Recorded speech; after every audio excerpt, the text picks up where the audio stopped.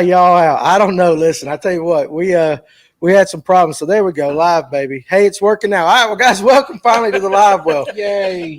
It's been one of those days here this Thursday night. We have no idea what was going on. So, and when you have the people with the least amount of technical knowledge working these things like me, hey, sometimes it takes us a second, but we figured it out. And glad you guys could join us tonight. And I'm ready to put a dip in already. It's been a frustrating about 12 minutes. But I tell you what, we got a great show.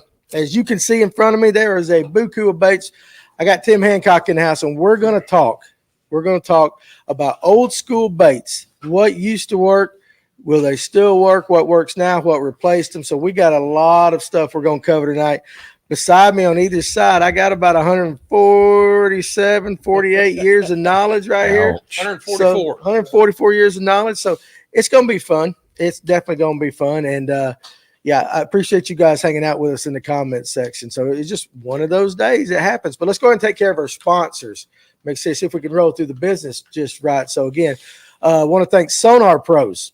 And so there we go. Sonar Pros right there. Trent and the guys up there. If you guys want to have the best installation as far as anything goes with these high-end electronics, Sonar Pros is the guys you want to call, 770-530-4505 by appointment only. Always got to remember that. And, of course, then we got Kevin Underwood with Lipsticker Fishing. Guys, again, you see it all the time on the group page. The man can put you on fish speed. He also does sonar trips. It can help you set your equipment up the right way. So you can find him at lipstickerfishing.com or on Facebook. And then we've got Evolve Rod Sleeves. Again, tonight, we're going to give away one with the question of the week. Guys, it's the best rod sleeve on the market. You hear me talking about it. They float. It's got all the protection tools. And best of all, you can't get your hooks hung in it, and that's the most important part. Find them right here at Fish North, Georgia. And then we got Festive Waters on Highway 369. If you're into the paddle sports, the kayak game, listen, they don't do just fishing kayaks. They do the whole gamut. If you're into the whitewater thing, they can set you up, or just getting out there on one of those paddle boards out there, just having a good old time. FestiveWaters.com. Check the guys out there. And the Money Saver Lure Retriever. All right, I'm telling you, there's a video coming out. You guys are definitely going to want to check this thing out. That's the best plug knocker I've ever seen. I know you can buy cheaper ones, but I don't think you can buy a better one. And with the price of lures these days, you want the best, the Money Saver Lure Retriever. And then, of course, we've got right behind me Turner Tire up here in Jasper, Georgia. If you're looking for tires for your cars or truck, you want to check out Brock and the guys, 706-253-3339. Local business, family owned. Spend your money local like that. And, of course, we got Etowah Mead, Beer, and Wine. Tonight, we're going to be partaking of Boggs Creek Oat Stout. It's one of my favorite ones right there. So, guys, check them out up in Dahlonega, Georgia. If you're ever there, go in, check the place out. It's a very cool atmosphere. And if not, and you want to order some mead, go check out EtowahMead.com, and you can have some shipped to you. So I think we've got everything covered as far as now. We got the technical difficulties out of the way, and so we appreciate you guys joining us. If you got a buddy on Facebook, we had to clear the Facebook feed. So tonight we are YouTube only.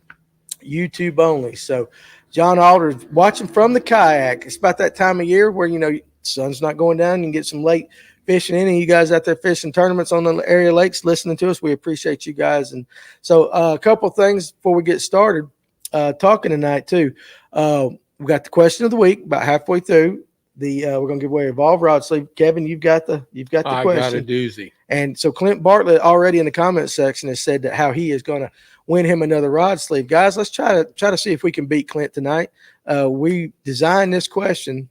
I think it was designed so artificial intelligence will make it. If he wins tonight, I'll buy him another rod sleeve.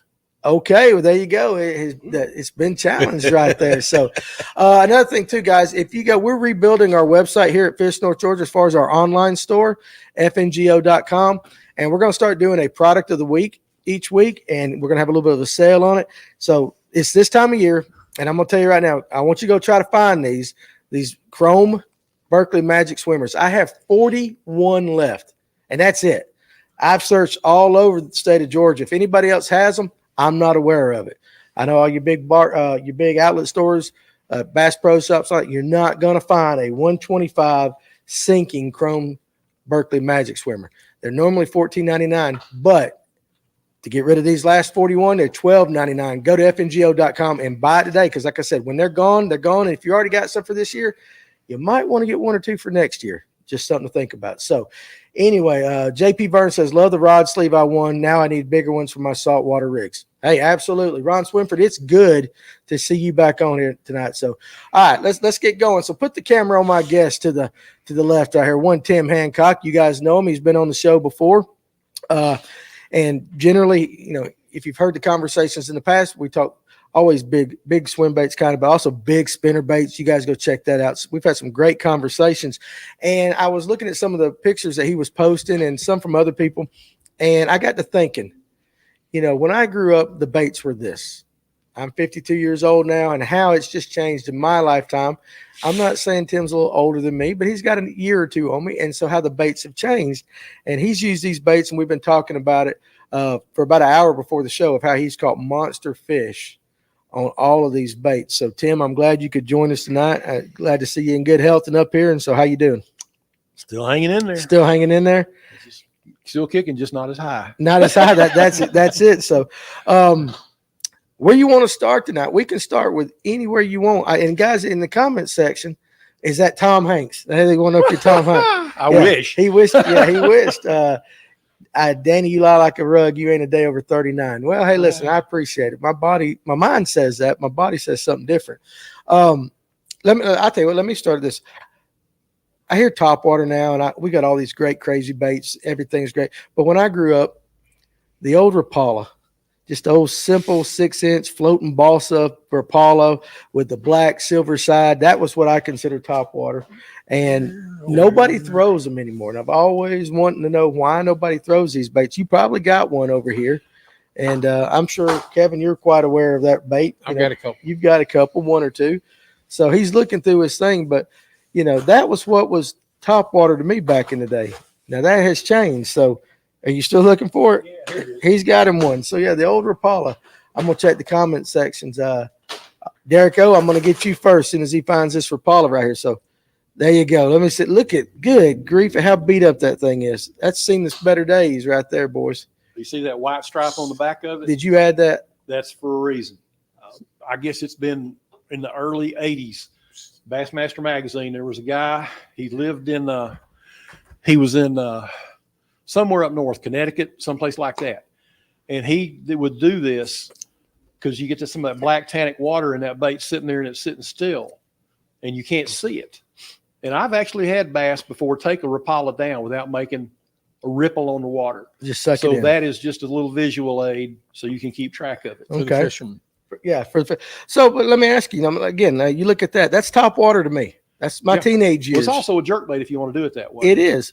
All right. But it is painfully slow. It is. You can't cover much water with them. You can't. But they'll still work. I guarantee you. Well, I used to fish this on Altoona all the time. Yeah. And they would just take up a nice bluff bank or a rocky bank or something like that and just throw it. Some guys want to let it sit and let the ripples disappear and then jerk it. That's right. I don't have that kind of patience. Yeah. I let it hit the water and I'm moving it, jerk it a time or two. And sometimes you'll just see 20 or 30 spots just swarm it. And some of them, they'll just stop and then they'll all start backing away. And this is where the bang I told you about, the scent. We were talking about scent before the show. Absolutely. I would spray some of that bang on it and throw it in there. No hesitation. They kill it. They'd kill it. Yep. Yeah. So Tim said he's a big proponent of scent. That was a conversation we had about 20 minutes ago. But it's slow. I mean, you gotta have patience to do this, and I don't have the patience anymore. Will that bait still catch fish? You betcha. Then why is nobody throwing them anymore? Because you've got so many other types of baits. That Rapala is still a big name. Yep. But they're pushing other kinds of baits, and all the other bait companies are pushing other kind of baits. If they quit making baits and just this, then everybody would have these, and then lure posts would go out of business. Yeah, so right. They got to keep pumping stuff out there every year, Yeah. even though it's just a slightly tweaked version that's no different, no better, other than it just costs more money. Costs more money. And you've got some pro pimping it, and he's got to have his cut. That's right. That's right.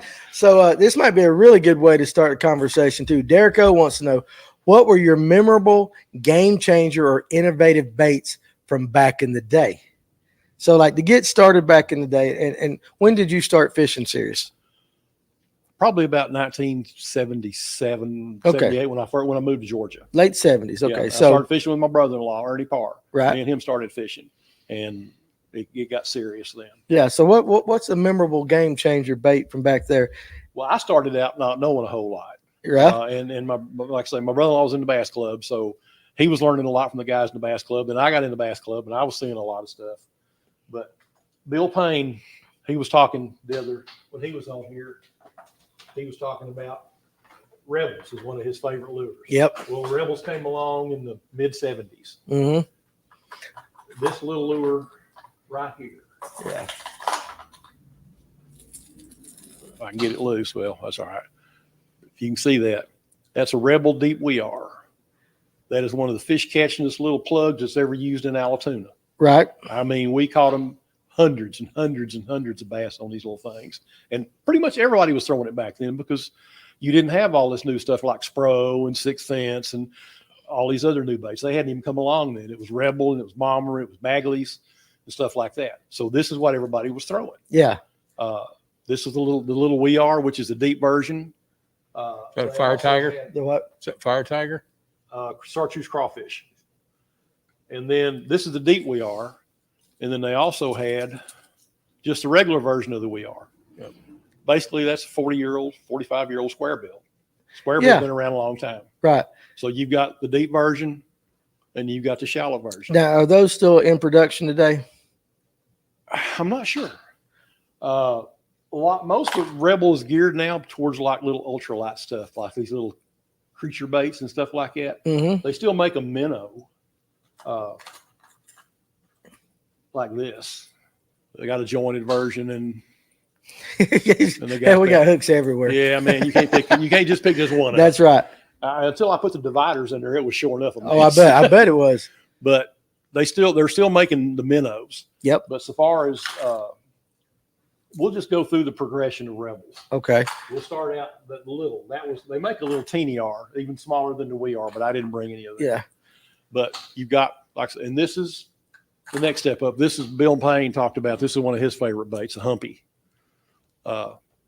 Just a little rounder, a little more squat looking thing, but it's a great off color water bait because it displaces more water than the Weir. That's a great lure. All right, then you want to go up a notch. Pull that mic in front of you, buddy, just a little bit, so Okay. when you do turn, we make All sure we right. get that beautiful voice of yours. Then you want to go up a notch. You've got a mini R, a deep mini R. It's up a size, basically the same thing. And then you've got a regular mini R, which is just a square bill version of it. Like so, all these came around in the mid 70s. Right. But like I say, in the mid 70s, these were the baits. That was the innovative new thing. This was the cat's meow in the 70s. And what's interesting though is that was in the 70s, but the models really haven't changed. No, I mean, so the baits today are really, there hadn't been any true innovations in lures in a long, long time. yeah, But the lure makers have got to keep throwing stuff out there. They got to keep the fishermen buying lures. Or right. they're going to go out of business. The bad thing is they're not any different really. They just package different. They look prettier. They do a little tweak here and there. Mm-hmm. And they get some pro, Jacob Wheeler or Ott Defoe or somebody Right. to stand up and go, ooh, best lure I've ever used. Well, whatever. Well, that's what I'm saying. I'm just saying that. I mean, that lure is what you say, 40, 50 years old, Made in the mid 70s. made in mid 70s, and looks like you could just go. It just will looks like it's catch a beat up. fish. I guarantee you it'll catch. What I'm going to start doing, I'm going to put a bunch of these older lures. I'm going to put them in a special box, put them in my boat, and I'm going to start using them. Because the other day, now this next one is kind of a different. This is the upsized version of that little humpy I showed you a while ago. This is called a Super R. I threw one of these in the boat the other day, tied it on, and I caught fish on it. Did you really? Yes, I did. This is a parrot color. Yeah, that is an unusual color right there. Parrot color. I heard Bill Payne say parrot was one of his favorite colors. It's one Yeah. of my favorite too. Yeah. This is just a pure bone, and this is the parrot. Now, the thing I don't like about the older plugs is the hooks. Look how the gap on the hooks is not very wide. And I may have changed the hooks out on this one, but what I did to this one, I upgraded the hooks on it. Right. I got a number 2 Mustad triple grip on the front and a little bit smaller one on the back. This red one on the front. I'm a freak about red. Yeah, we've talked about that in the past. You definitely But like I your red caught colors. fish on this bait last week. Okay. Uh, So coming in the mid 70s, you're getting into fishing. Those were the baits. The crankbait kind of started revolutionizing at that time, well, they even get bigger. and they still get bigger. This is a Rebel MaxiR. Okay. It's a shallow version. They just keep getting bigger. Now this is the top of the line. This is as big as it gets. And this is another version of the MaxiR. This one is a down deep MaxiR. I don't know if you can see it, but it's got a weight or got a something. weight in the lip. The Rebel did that with some of their WeRs too, the deep WeRs, and some of the mini Rs, just to get it a little bit deeper. But they're basically the same size bait. But this one is a deep diver, 12, 13, 14, 15 feet. Mans did the same thing by adding a little ball bearing up in the lip. And Mans did? Mans. Another okay. little trick that Rebel did is they made this. And if you look, it's got a little V-shaped copperweight in the lip Yep. to give it. This is called a deep VR. And they've also started messing with finishes. Instead of just paint jobs, they got what they call a G finish on this one, a little bit more of an iridescent reflective type thing. Mm-hmm. So that's pretty much Rebel's line from back in the 70s. From back in the And 70s. I guarantee Does the you, weight change the action of it any at all, or not impede really. it? It's just the bigger they are, it's the similar action, just a little more exaggerated. Okay. Just because of the size. Oh, okay. But they're all, the body shape is pretty much the same. It's just bigger. Right. Uh, Now, as far as like the construction, compare like a 1970s construction of a crankbait to some you see today. I don't have that many crankbaits from today. You're still using the old ones. Why? If Yeah. it ain't broke, don't fix it. Well, help. And plus, why pay two prices for it when I've got a buttload that work? That's true. That's true. But did they do things a little bit different, like with the way the hook's attached? Not or really. just They just got a little eye into it, and they got a split ring and a hook. so it was perfected back then, is I guess what Pretty I'm saying. much. I don't think, and this one is like a 15 to 20 foot diver. Yeah. So the ultra deep diving crankbaits are nothing new. Okay. They've been around a long time. And Wow. and Bombers is not, Rebel is not the only people that have a version of ultra deep diving crankbait. Right. 'Cause we So got- yeah. So Kevin, you keep up with like tournaments. The history of bass and bass tournaments. You're always reading. Did the crankbait really start playing a major role in bass tournaments back then? Can you remember? How did the guys fish back in the 70s? Well, depending on what lake they were on, but sure, the crankbaits were still pretty much in use back then. Yeah. Do you remember though when it came out like that? No, I don't. But you've got to think about this now. You're fishing those deep lakes, and they've got these manufacturers that are paying these guys to use their baits back then, especially back then, and they had to stay with their baits too in the early stages. They couldn't just go and say, "I'm a Rebel sponsor, but man's got a bait I want to use." They couldn't do that. They had to. They had to They stay stick with it with back it. then. Yes. Yeah. Now, today they won't do that. You remember the term kneel and reel? You Yes. ever heard Paul Elias? Paul Elias. Let me find it. I got too much going on here. You do. So, and I will tell you this. So, yeah, Michael, Temples, you had that question, and Tim answered it as far as his scent. We were talking about it before, and Bang is exactly the one that he talked about the most of anything. He was like big time Bang. He likes that, and he is a proponent, and he puts scent on just about everything. Is what you said. I don't leave home without it. You don't leave home without scent. So, do you remember when scent first started? Yeah, there was. I'm not anise oil. ANICE was Yeah. a big thing way back in the early '80s. Yeah. I used it. Whether or not I don't know. But what got me on the Bang is the demonstration I saw at Bass Pro Shops that I told y'all about. Mm-hmm. Tell them about it. If anybody's ever been to Bass Pro Shops, they have what they call a hog trough. Yep. The test tank they use, where there's a guy standing up and he's all right. I put this on a video I made the other day too. I've done it 2 or 3 times, but I'll do it again just for the people that didn't see it. Yep. They were testing a worm, and there were 2 bass at the far end of the tank, suspended about, 4 or 5 feet deep. I was as close to them as I am to Danny right now. I had my nose right up against the glass. I could see them. They were little bass about 14 inches long. And they were suspended right there, one right under the other. And that guy threw that worm, and it drifted down through them. And those bass did not react to that worm any way at all. You didn't even see their pupils move. And I was almost nose to nose with them. Right. No reaction at all. He did that 2 or 3 times. He said, well, I guess I'm going to have to bang them. And I go, what? What's he talking about? And he pulls it up there and takes that little aerosol can. He goes, psh, and he throws that thing in there, and before it ever gets to the first one, it nails it, grabs it, takes off with it, putting a bend in the guy's rod. And I mean, it won't turn loose. It finally turns, and the other fish is chasing the whole time. And as soon as that fish turns loose of that worm, the other one grabbed it and did the same thing. You can't fake that. That you can't manipulate something like that. And you saw that with your own I saw eyes. that with my own, and that made a believer out of me. And I put bang on everything. Well, there you go. So this is I get a bag of worms, I open it up and let it marinate.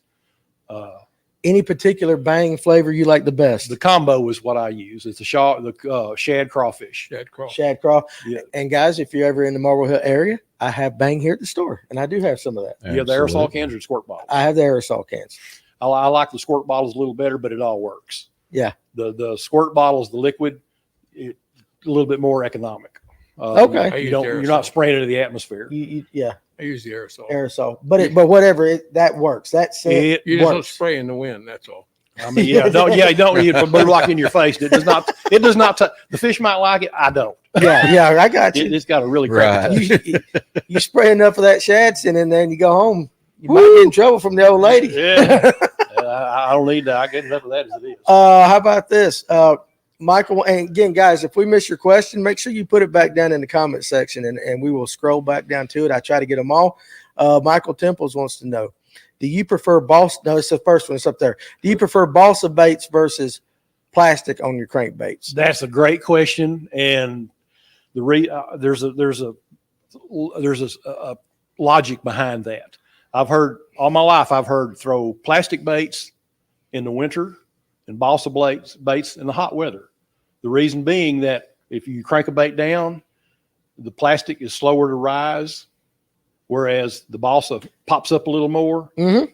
And they say that, it just seems to work. The slow reaction gives the bass a little bit more time to pop it. Whereas, instead of popping up real fast like balsa will. Yeah. So Water temperature. yeah, and so I kind of go along with that. But now I cannot believe I didn't bring that lure. My favorite crankbait in the whole freaking world. I didn't bring it, but I did a video on it the other day. Yeah, and he keeps saying, video guys, again, tell everybody your YouTube channel so the guys can go subscribe to it. And he does he talks a lot about modern baits, but where can they find you at on YouTube? It's Fish Lips 1952 with 2 P's. There's a couple of them on there, but mine has a little black circle with a T-Rex skull. Yep, that's it. That's mine. So you can go check out when he keeps saying he put a video out. That way you can go back out after this show. But I did a video. It was a tribute to my little bomber flat A crankbait, and I've caught like over 100 bass over 5 pounds on it. But it's plastic, and I throw it 12 months out of the year. Yeah. But if you get around a lot of wood and stuff like that, balsa can be kind of good anytime because it's going to pop up a little faster. It's not going to get hung quite as bad. Mm-hmm. It's a little bit more forgiving. Not that you can't hang it up, because I can hang up anything. That's right. Yeah. But still, it gives you a little bit more leeway. Okay. But we're talking about Paul Elias a while ago in his Neil and Reel. He was in a bass tournament way back, I guess, in the 70s. And he took a man's 20 plus, and in order to get it down deep, he would get down on his knees and he would stick his rod down in the water to get a few more feet of depth. And he was wearing the fish. I think he won the tournament. He was wearing the fish out. And then one day he came back and somebody had parked a barge right there where he was fishing. And he paid the guy $100 to move the barge. To move the barge so he could have that That's spot. a true story too. Yeah, that's Is true. Yeah, I remember seeing and hearing about that. Yeah, a long time ago. But Paul Elias is still fishing today. Yeah. But the Man's is another company that had ultra deep diving baits way back then. This is a 30 plus. Good Lord. Look at the lip on that. Yep. All right. Ron said he won the classic in 1982. He thinks doing that. So This is a 20 plus. You can see the difference in the size. yeah. Good Lord. What would you throw that thing on? I got a bunch of rods. Well, back in the day, what was your rod selection back in the day? Yeah, back then it was a little tougher. I was trying to throw it on a flipping stick. I threw a lot of junk on a flipping stick because I couldn't find a 7-foot rod hardly. Yeah. And matter of fact, I threw the first swim bait I ever bought. I tried throwing it on a flipping stick, and I made a one-piece flipping stick into a 2-piece flipping stick. Right. Throwing that big old goofy swim bait on. Yeah. But anyway, like I say, Vans has also got a 15 plus. Drop down a little size. This is one awesome little crankbait right here. Okay. I caught a 8, 9 on Altoona one day on this thing. And I got on a roadbed one day on another lake, and I just absolutely stomped on them with this thing.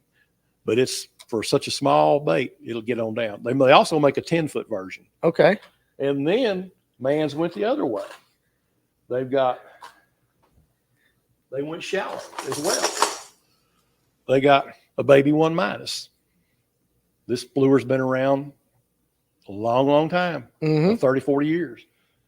They got a 1-, they got a 4-, they got a 8-, and they've also got the baby 1-, and then they've got the full size 1-.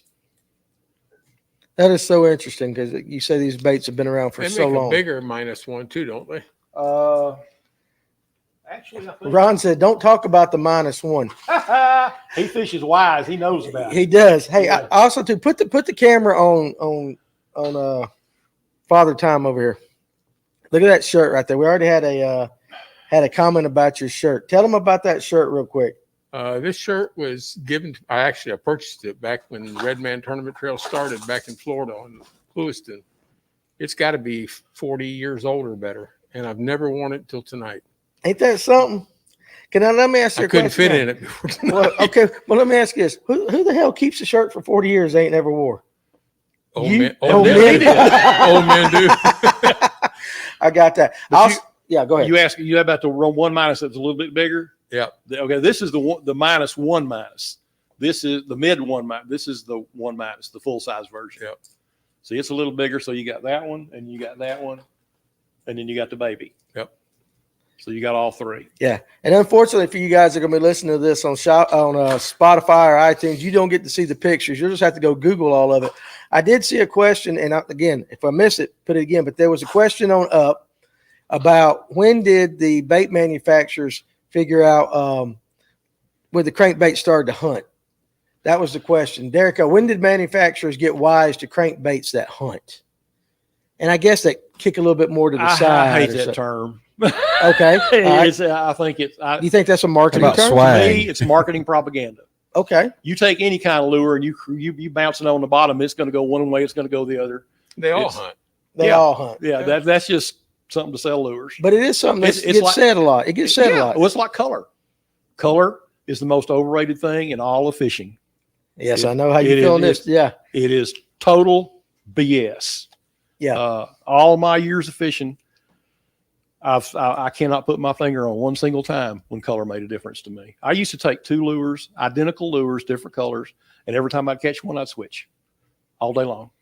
Not a problem. Not a problem. Not a problem. Michael Temples wants to know back in this, and this might be for you there, Father Time. Back in the 70s and 80s, tournaments couldn't the anglers only bring a certain amount of lures to use, or was that just in the classic? I think that was just That was just a classic. classic because I mean we've had that conversation before, so but Yeah, it's like still interesting. 10 pounds of lures And 4 rods. And yeah, and if your tackle box was too heavy, Ray Scott would go through there and start just picking out and throwing crap away, Yeah, the and you didn't have any say. Could you see that happening today? tournament director would pick out whatever he wanted to pick Yeah. out.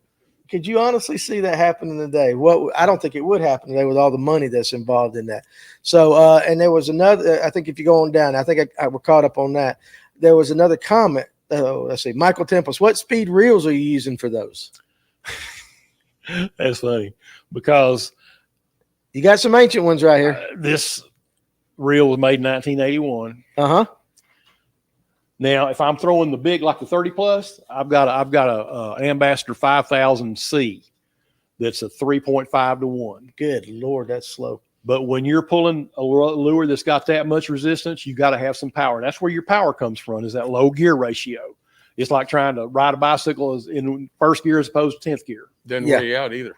Huh? Doesn't wear you That's out. the really. point. And plus, if you got a high speed reel and you're trying to throw something like that, you're pulling so hard, you have a real hard time feeling what the plug is doing.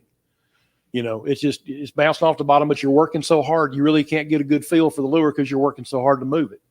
This is a 4.7 to 1. This is what I fish pretty much everything on. Now I've got I bought a couple of higher speed reels just to make throwing a rattle trap easier, or a buzz bait easier if I want to. And sometimes if I'm throwing a whopper plopper, like going to Altoona right now, I'll turn my trolling motor on high and I'm taking off down the bank and I'm just chunking and wine into like a 7-to-1. Yeah. But for crankbait fishing, I'm not going to use anything higher than this. Okay. So would you guys, for as far as out here today, do they even make them that slow anymore? I have no idea. So I mean, what is it? 5-4 to 1 is about the slowest that normally they come out, or 5 to 1. 5-4, 5-4, 5-6 to 1. yeah, somewhere so in there. This is an excellent swim bait reel. This is what I throw Kong on. Yeah. It's more than fast enough. I got a lot of power. It holds a lot of line because I'm using 65-pound braid, so you got to have a lot of line capacity. Yeah. And if you try to use 30 or 30-pound, if I fill this up with 30-pound mono, I can spool myself on a cast. Really? Or I can get it down so low that if a fish hits it, I'm in trouble of getting spooled. I got you. I understand. Yeah. You know, like a striper or something hits it and he takes off running, you don't have enough line to stop him. Okay. Because I got hold of one the other morning, I couldn't turn. I Couldn't couldn't stop. turn? I still don't even know what I got a hold of. Right. Never saw it. This is a compliment. He's the only guy I've ever talked to tonight. I met him that throws an ambassador on a crankbait. Like an old school An old ambassador. 5500. You just don't see These those being things used are anymore. No, you don't. indestructible. And they last. This reel is over 40 years old. I've got a bunch of them, and I finally had a failure on one the other day. I wore the pawl out, and that goes into the worm gear that makes it go back and forth. Yep. The pawl wore down. Bought another one. I had another one. But other than that, I've never had a spring break, never had a handle break, nothing. I saw one that was run over by a truck. And believe it or not, it was not hurt that bad. It was just kind of cocked to the side a little Cocked to the side. That's all right. These things are like, and man, they're just awesome for throwing swim baits. See, that's kind of what I learned as a bait caster to cast on. My Well, that's all grandfather you had had some, back then. and that's it. Yeah, but that is like nobody. I don't think in the history of this show has ever even talked about throwing a bait on one of those. So you're right. This is a first. Before the show started, we were talking. He was throwing a crankbait, 12-pound test line on a flipping stick. And I Yeah. imagine it was on the 55. On that reel. But like I say, I needed a long rod. It was to throw. Well, it was in the Rebel box. I have to go back to the Rebel box in a minute. But I wanted to throw that lure, and that's all I had to throw it. You did what you could do back Yeah, then. I just That's did. it. And like I say, it was on Altoona in December one day. I caught a 9, 8, and a 7 same day on that little old crankbait with that flipping stick, 12-pound line. I've got that flipping stick back in the boat now. I put it in the boat last week. Did you really? Yep. Throwing a spinnerbait on. I think you guys don't throw away anything. I think it's y'all's generation. I don't throw. I've got That's a my Yeah, wife. don't. I got a whole slew of pistol grip rods. I do too. What do you got in your hand right there? This is the second reel that Shimano ever made. The first reel they made was a Bantam 100. Correct. This is a Bantam 200. And they also made a 300, which is a little bit wider. This is the reel I caught my biggest bass ever on. They don't make them like that no more. Now, I can't speak to the dependability of these like I can those. I have had an issue or two with these. The pinion gear went out. Right. But those, no, never. Okay. The only thing you'll ever wear out on those is if you take us cover off right here, there's 2 spindles on the spool, and they used to come in a leather case with a little bottle of oil, and they had different size brake blocks. You had a little bitty one and a middle one and a bigger one. And you'd use that depending on what size lure you're going to throw. Those little fiber blocks will break eventually, but they're so easy to fix. As long as you got to supply them, you just take these through screws out, pop it off, pop them on, put it back on, you're good to go. Yeah, there ain't nothing made today that you can just pop them off, pop them back on, and Man, good to go. those reels I've got, those Shimanos I've got, Curados and stuff, man, I pop that side open, I'm scared to death I'm not going to be able to put it back together. So let's see. Ron Swinford, the old school reels, a fast one was a 5-5 to 1. Many of them were 4-8 to 1. So yeah, that's what I'm saying. you're It's right. very different. And just hear them say that. And then there was a comment. I want to make sure I could go up a couple, if you don't mind. There was a new viewer here tonight. It might be on down. I think it was a Carson. I want to give Carson a shout out. So I saw Carson somewhere up there in the comments. You said you just found this podcast. There it is. Carson Fowler. Yeah, just found the podcast last week and I love it. This is my first time being live with you guys too. Can't wait to come see the shop, Danny. Buddy, first of all, let me say thank you for tuning in. And again, the guest and the comment section, you guys that watch, they drive the show because nobody wants to hear anything about what I got to say. So, but I appreciate you and thank you. And we hope you hang around again. And you're always welcome. And this is for anybody. If you're up here on a Tuesday night when we do the other the Tuesday night or up here on Thursday night, you guys are always welcome to sit in here and watch it live as it happens and all the chaos that happens before, like tonight when StreamYard decided to booger up on us. So, but appreciate you, buddy. Thank you very much. I found the little Rebel plug. You found the Rebel plug? Yep. Show them that. Let's see. I'm looking for questions. You go ahead and show that plug. This is a Rebel supernatural bass. Of course, it's out of production like all these others are. But I took it to Allatoona one morning. It was in December. I think it was 87. And I caught a 9.8 and a 7 on this thing the same day. And I caught some other big fish on it other days, but that little old plug right there. You know Made that it look like a Rapala. it's made to look like a Rapala. Yeah. Well, I'll tell you what. Here's what I'm going to say. But it'll get today. on down. It'll dive pretty good. Dive. Looking at that, today's modern angler would look at that and say that's not sexy enough. Yeah, well. And it's their mistake. I made a video the other day, and I used a word. I'm going to try to use. I crucify this word. It's called anthropomorphism. It's the trait of giving human qualities, human traits to a inanimate object or an animal or a fish or whatever. So when a guy says, "Oh yeah, that looks good to me," I'd hit that. Who cares? I'd hit that. I knew when I said that, I knew you were going to go there. I knew it. Well, listen, I knew it. Again, as I always say, it's not me, it's who I hang around. Yeah. So you set me up on that one right there. But You went under the bus on that one. I did. No yeah. skid marks or anything. There's nothing I could do on that. I can't resist that comment. Well, I started to use another word, but rather than hit, you'd even gone off worse on that one. Yeah, that's right. Yeah, we They resemble that comment. yeah, that's right. Guys, oh, that looks good to me. If I was a bass, I'd go, yeah. Well, you ain't a bass. That's a true statement if I've ever heard. They it. don't. Mhm. Nobody cares what you think of the lure. Ultimately, it's how the bass fish will cares react to it. about. That's the thing. Just keep it simple, stupid, like that. That's Amen. golly, that's such a true statement. People complicate fishing. Just like I said, 80 different colors of rattle traps. All this crap. The biggest thing in lures that matters. Oh God, I'm setting Danny up again. Go ahead, baby. Go ahead. Size matters. I'm not even going to touch that one. I'm not even going to touch that one. So, I know it does. That is really the biggest thing. That and then the action of the lure. Yeah, And maybe the speed. right. But I'll buy a lure. All my lures they're either chartreuse or they look like a shad. So one or the other. Yeah. I don't own a red lure. Not a one. You don't own a red lure? Not a one. You mean to tell me that in the wintertime in Georgia, when everybody's buying the red and orange rock crawlers and all that, you don't pull out a red or orange or nothing? I've got my little flat A bomber, Yeah. and I've got this if I want to throw it. I've got another little crankbait that I love, and between those three, I don't need nothing else. Okay. I believe I you. mean, let's get into the. I saw a question up there. Brad Silvers has got one there, but he had one right up above it. I want to make sure we get that. Keep on going up. Or maybe that was the first one. That one. That one right there. Yes, sir. Let's pull that.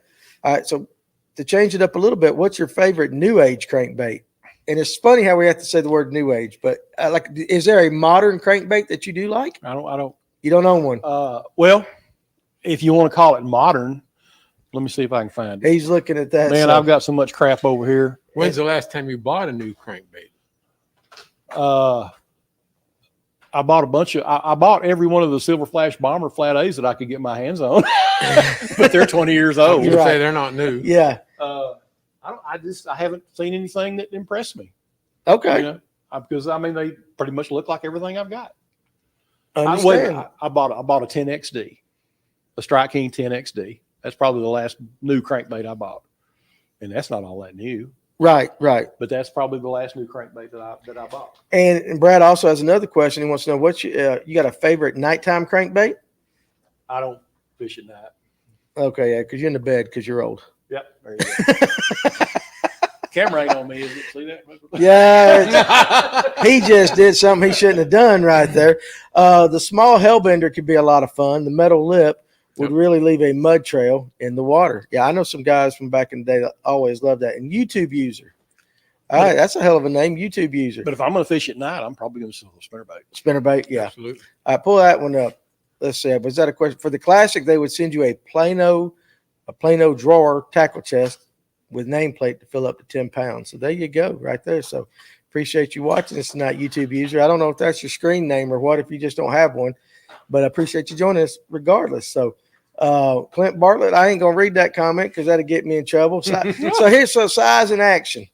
Size and action, Danny. Really, Clint? Really? Yeah, bass and boobies. Don't matter what they There look you like. go. If you want to bite it, you're going to.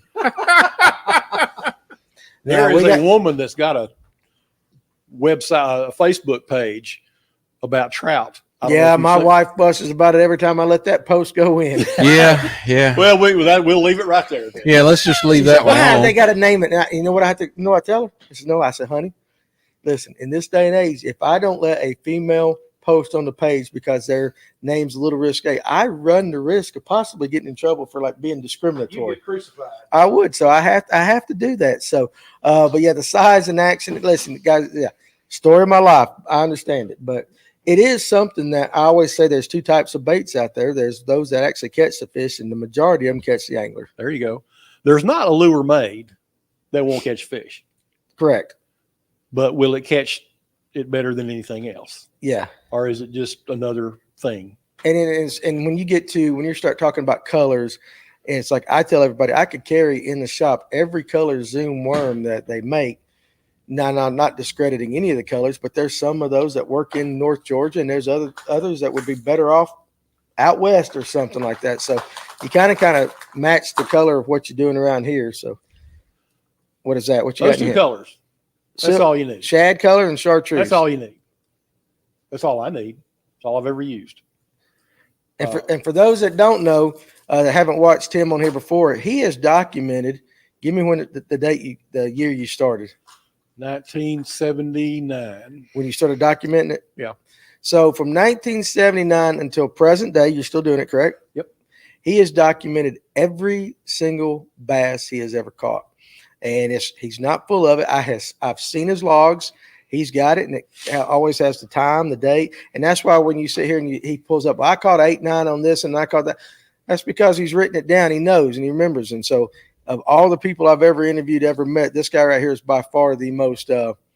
Well, I think he's a little loopy, crazy like that, but You ain't the first one. you ain't the first one, but he has more information than I'm trying to beg him to let me have them books. I'm gonna write a book one day about it, but he ain't gonna give them up to me. You know, here's the thing about it. If you had them, I promise you, they wouldn't do you a lot of good. I probably wouldn't understand it because it's written in stuff the way you know. That and some of the stuff I can't read anymore. I started out being real neat, and I got towards the end I got sloppier and sloppier, and now I'm reading some of it, and I go, I have no idea what that is. Yeah. Oh, I love this comment because we talked about this. John B. right there at the bottom. Only because we discussed it. I'm a huge fan of the pose. I've caught more fish on them than any other crankbait. Well, if you We like just so those, happen to have some of if you those here like today. those, Yeah. here we go. Here's a And you had some, didn't you? Like, these old guys have brought out all the stops here here's today. an RC3, Yes. Yeah, you got and this is an RC1. And I don't know if everybody knows what RC stands for, but it's Rick Clun. Rick Clun. And I don't know if the light will pick this up or not, but if I'm going to try to, if you look right here, dead center of that bait, that. At the fault you side. see the kind of light falls to come through it. Yeah. I put rattles in them. I drilled them, filled a hole full of silicone, pushed a glass rattle in, and sealed it up. And now my RC1s and RC3s rattle. Well, there you go. That's it. Bait modification right here. Oh, I've done it to some Rapalas too. Have you? Are those all posed too? All these are posed. Look at that camera. So undoubtedly, these guys here like the pose too, John B. So the pose are cedar, made out of cedar. Yep. Oh, really? And I didn't know that. There's another one. They got all kinds of different sizes. Well, let me ask you this: what makes a cedar bait special? I don't know that anything does. It might be just a selling point. I mean, it's not as buoyant as balsa, Okay, but it's probably more buoyant than It's plastic. heavier too. You can Yeah. throw it more. got a little more weight than balsa baits. That's a good But if West the Point. pose West have Point. if they have a drawback, Yeah. I have found out that after several years, you're able to make a cast and not get back anything but the lip. It wears out over It time. comes unglued. The bill comes out. Okay. I've had that happen. But now when did those come out? When did they start making pose? Oh, they're probably come out in the 70s too. Okay. So the 70s was like the revolution for the crankbait. Well, I mean, bass fishing was really, that's when it started getting big. That's true. That's true. BASS, I don't know what year they popped up, late 70s, somewhere in there. And that's when bass fishing. Good trivia question. Yeah, I took want to remember that. So Timothy Turner out there says, old school baits I still use regularly. The rooster tail. I understand that. That's been around a hot minute. The grub, original rattle trap, and the Rapala minnow bait, the balsa. And like that, yeah. I've got a couple of 1 ounce rooster tails. My only problem with a rooster tail is you can't fish it around cover because of that treble hook. Yes. And if you try to fish it too slow, because I used to try to use the smaller ones trout fishing, that blade will pin itself to the body and you've got to jerk it to get it going again. I don't like that. That's why I like Panther Martins. If I'm going to I trout fish with a love spinner, Panther Martins. if you move it, that blade's turning. Yeah. I love a Panther Martin for that. I do agree with that right there. So wasn't a hellbender one of the original crankbaits? My daddy used to troll them on Alatoona back in the 60s. And they get really deep. I mean, they're deep diving. There was, I don't know if you were here when I was talking about what, there was an old man. God, I can't remember his name, but he used to troll 2 rods, one out each side of the boat, and he'd have 3 lures on each one. He'd have like a hellbender at the bottom, and up above it, he would have a little 3-way swivel and drop back with a little Castmaster spoon or something like that, and up above it with another little bait. And he would troll for white bass. And I've seen that old man catch more white bass in an hour, in 2 hours, and had them on a stringer. I couldn't pick them up. They were cutting into my hands so bad. He was catching them 6 at a time. Me and the guy that some people probably know, but remember back at 3rd Army Road there on Altoona where Griffin's Grocery was.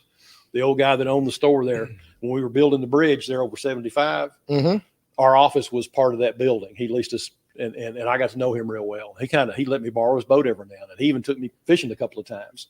But he took me up there to Altoona one time, and the old guys that was fishing up there, we were going to all troll for white bass. And we were trolling around putt. I actually went to sleep. I got so bored. And we watched that old guy, and all of a sudden one of those rods would go like that, and he'd grab it and start whining and throw it, and then the other one would go off, and he'd throw that rod into the floor and put his foot on it. He was whining in 6 white bass at a time. And he just slayed them. But he was using a hellbender to pull that rig down. Pull it all down. Yeah. Okay. And they also did that at Lanier back in the day with they used a big Rebel spoonbill minnow, big long sucker with no hooks on it. So it wouldn't get hung on the bottom, but up above it, they'd have 2 little lures, and they used to trout fish doing that. Back when Lanier had them. And he would he brought me one morning around there. He brought me a plate full of trout he cooked up for me. God, it was good. I remember back in the day, guys used to troll the hellbenders on Lanier, and I've heard a story about that. But they started catching spotted bass on it, and a lot of people don't realize that. But I know guys that if they have the hellbender, still to this day, out on the big water on Lanier, will run a hellbender as best they can. I mean, I'm sure it's not probably better trolled, but I know guys that still fish with hellbenders. Well, back in the 80s is about when the striper craze started on Lanier, and the guys. It shocked a lot of guys because a lot of guys would go up there and throw bombers and red fins for stripers at night. Yeah. And every now and then they would catch a giant spot or a giant largemouth at night in December, January, February. And they would throw these things right here. Ain't it crazy though? I mean, really, we probably could take this tackle box and all the stuff he's got, and we just go fishing, and it's all 40 years old. And just as good as they. You don't hook yourself now. But he would throw this big old Look at that size. long A bomber or the big red fin. Now, you had one of these young guys on here that fished this tournament. Will Harkins. And he was using he said he used to catch like a 6-pound spot or something. Yeah. The long A bomber. The first 2 days of that tournament, he was going into day 3 winning because he threw the bomber the first 2 days, and then that bite died that third day, and that cost him. He didn't change. There's your bait right there. Which, of course, right now, guys, if you watch the National Professional Fishing League today, they're on Lake Hartwell, and Will Harkins, that same kid, is currently sitting in 2nd place. Kyle Welcher's got the day 1 lead going on. And then our buddy Robert Blesky that's been on the show, I believe he's sitting in 17th, but not too far out. So it's a very close field. Pinkston said Fritz made the pose popular after winning a classic using them. So great history lessons going on here tonight. There's also Bagley's. Yeah. Which was another big, huge name in crankbaits back in the 70s. And I got a slew of them too. You got a slew of all of them. I'm Got, sure. I didn't bring. This is the DB3. Where they at? In Winter Haven? But this is the DB3. They make a DB3 Magnum, which is a little bigger. And you drilled that one. Yeah. Okay. This So is you another had one I put a rattles. rattle in. Okay. But this is the DB3, and then they make a Magnum, which is even bigger. Well, let me ask you this: when did rattles become prevalent in crankbaits? Well, Bagley's came out with a DB3 they called a chatterbait. They started putting rattles in their baits. See, Rebels always rattled. Okay. They're plastic. These are balsa. Okay. So they made a chatterbait 3, which is the same thing, but it rattles. Well, I just made them rattle You myself. just did rattle yourself. So. But then you've got, like this little DB2, which is a little smaller one. You can see. And then You what now? I got a couple of those. You got a couple of those? Listen, this is like being in a museum. you got even a smaller one. Mhm. Well, you added the rattles to the forehead of that one. Yeah, this was one of the early ones. I figured out, why am I putting it this way when it should be going that way? Okay, I I'm guess. like, Well, you dummy. got to learn. You got to learn I right screwed there. up a bunch of lures learning. And then they came out with a small fry series, which is like that, with that almost photo finish type thing. And when did those start coming out? They all came out. All came out. Yeah, all they these just- came out. So the late Yeah. 70s was really a boom in the fishing industry for the crankbait. And then, let's see. I found that because I was born in 72. And then I brought on the change, If you That was notice, me. all those lures, the lips on them came out straight, right? which gave them this kind of action. Well, then they started coming out with these, which would give it that kind of action. And that has a little more of a teardrop kind of. Mhm. But kind it's- of but lip. that downward tilt on the lip. would Oh, give I it- see what you're saying too. Yeah, the downward tilt. Yeah, and then they also had this little flat-sided crankbait. I don't know if this is the one or not, but I was fishing at Wise one day. I was back up in a creek, and somebody had got their line over a telephone line, and they broke it, and the lure was hanging up, I guess, farther than they could reach. But I could reach it. You're a little taller than us. Yeah. And I got that lure, and I tied it on, and I just absolutely stomped some fish that day on it. Hey, let's throw that thing. It's hanging out. I mean, I stomped them. Does anyone other than Strike King make a silent crankbait? And I guess that's, nowadays, because it seems like all of them have a I rattle think you in can it. still buy these Bagleys. They're silent. Okay. All right. There you go there. The DB3s, I think you can still buy them. You can still buy today. Bagley. Danny Pruitt. Well, that's some of the nicer stuff I've been called here. Guys, here in about 4 or 5 minutes, we're going to the question of the week. So Kevin's getting prepared over. I know he's chomping at the bit, and I know we have a challenge tonight. So Clint Bartlett, if you win, not only will you get one from me, but Kevin said that he will buy you a second one. So what we're really trying to say is, guys, please, somebody other than Clint Bartlett win the question of the week. So let's see. So I'm looking in the comment sections. I missed the Bomber fat-free square lip shads, best medium diving crank ever. I've never thrown them. I don't know. Most Rapalas are silent. So, but I find it interesting just the way you're like, in true angler form, a guy that really takes it seriously. Like, I'm going to add something to this. I want to get them rattles in there. I mess with stuff big time. Yeah, you're always modifying and stuff like But that. now So. we got Rapalas too. They got their own thing. They got the minnows, but they've got their own version of ultra deep diving crankbaits. That one there, and then they got a smaller version. Those are Rapalas. And Got the rattle. Okay, I got you. What I'm finding interesting, guys, we've only talked about crankbaits for the first set. He's got all kinds of other stuff that after the question of the week we're going to get into. So, but it's really interesting that I look at those and I'm thinking, compared to today, everything is supposed to be all the baits are like realistic finish, looks like a shad and all that. And those are pretty basic. And you've caught fish with them all these years that maybe we're overthinking things, or again, marketing is a big part of it. One more Bagley's bait. Pull that thing up. Look at that bait. That's called a smooth. They made a smaller version of Yeah, that. they got two smaller versions in Yeah. this. This is the biggest one. I got. And I've been throwing this some here lately. I hadn't caught anything on it yet, but I've been throwing it some. That might be the ugliest crankbait I've ever seen, But body it's wise. got He's changed the hooks on it too. yeah. And the back hook is original, but I put a big red hook on it. Put a red hook on it. But that thing has got some hellacious action. I mean, it's perfect. My intention was to use it in cold water, Okay. for colder, shallower water. But I got so caught up with Kong this year that I couldn't. Yeah, and we'll get to Kong. I have intentions, and it just sometimes you just can't. The old, what'd you call it? Smooth? Smooth, SMOO. So Swinford goes, the old Smooth. I like that bait. Caught a lot of the, on a smaller one at Weiss years ago, lost it and couldn't replace it. So I guess, so they don't, that's one that is not made anymore, right? No. No, okay. So You can, if you. I bet somebody's got one, but they're not you can gonna get them sell on it to eBay you. if you want to. You want to go get a second mortgage on your house. he got a slew of Smooth. A slew of smooth. The broke back jitterbug is an old school killer. I agree with that. I love Yep. the jitterbug even now, and Kevin still throws that.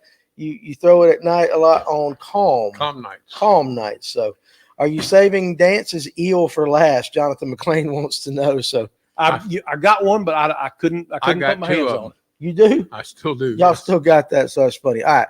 So But when it came out, Yeah. I couldn't catch squat on it. I could throw it into schooling fish and they wouldn't hit the darn thing. you couldn't. I couldn't either. Okay, so evidently we don't need to be throwing the Dance's eel. But I had made up my mind I was going to pull that thing out and catch a daggone fish on it before it was over with. And did you? Nope.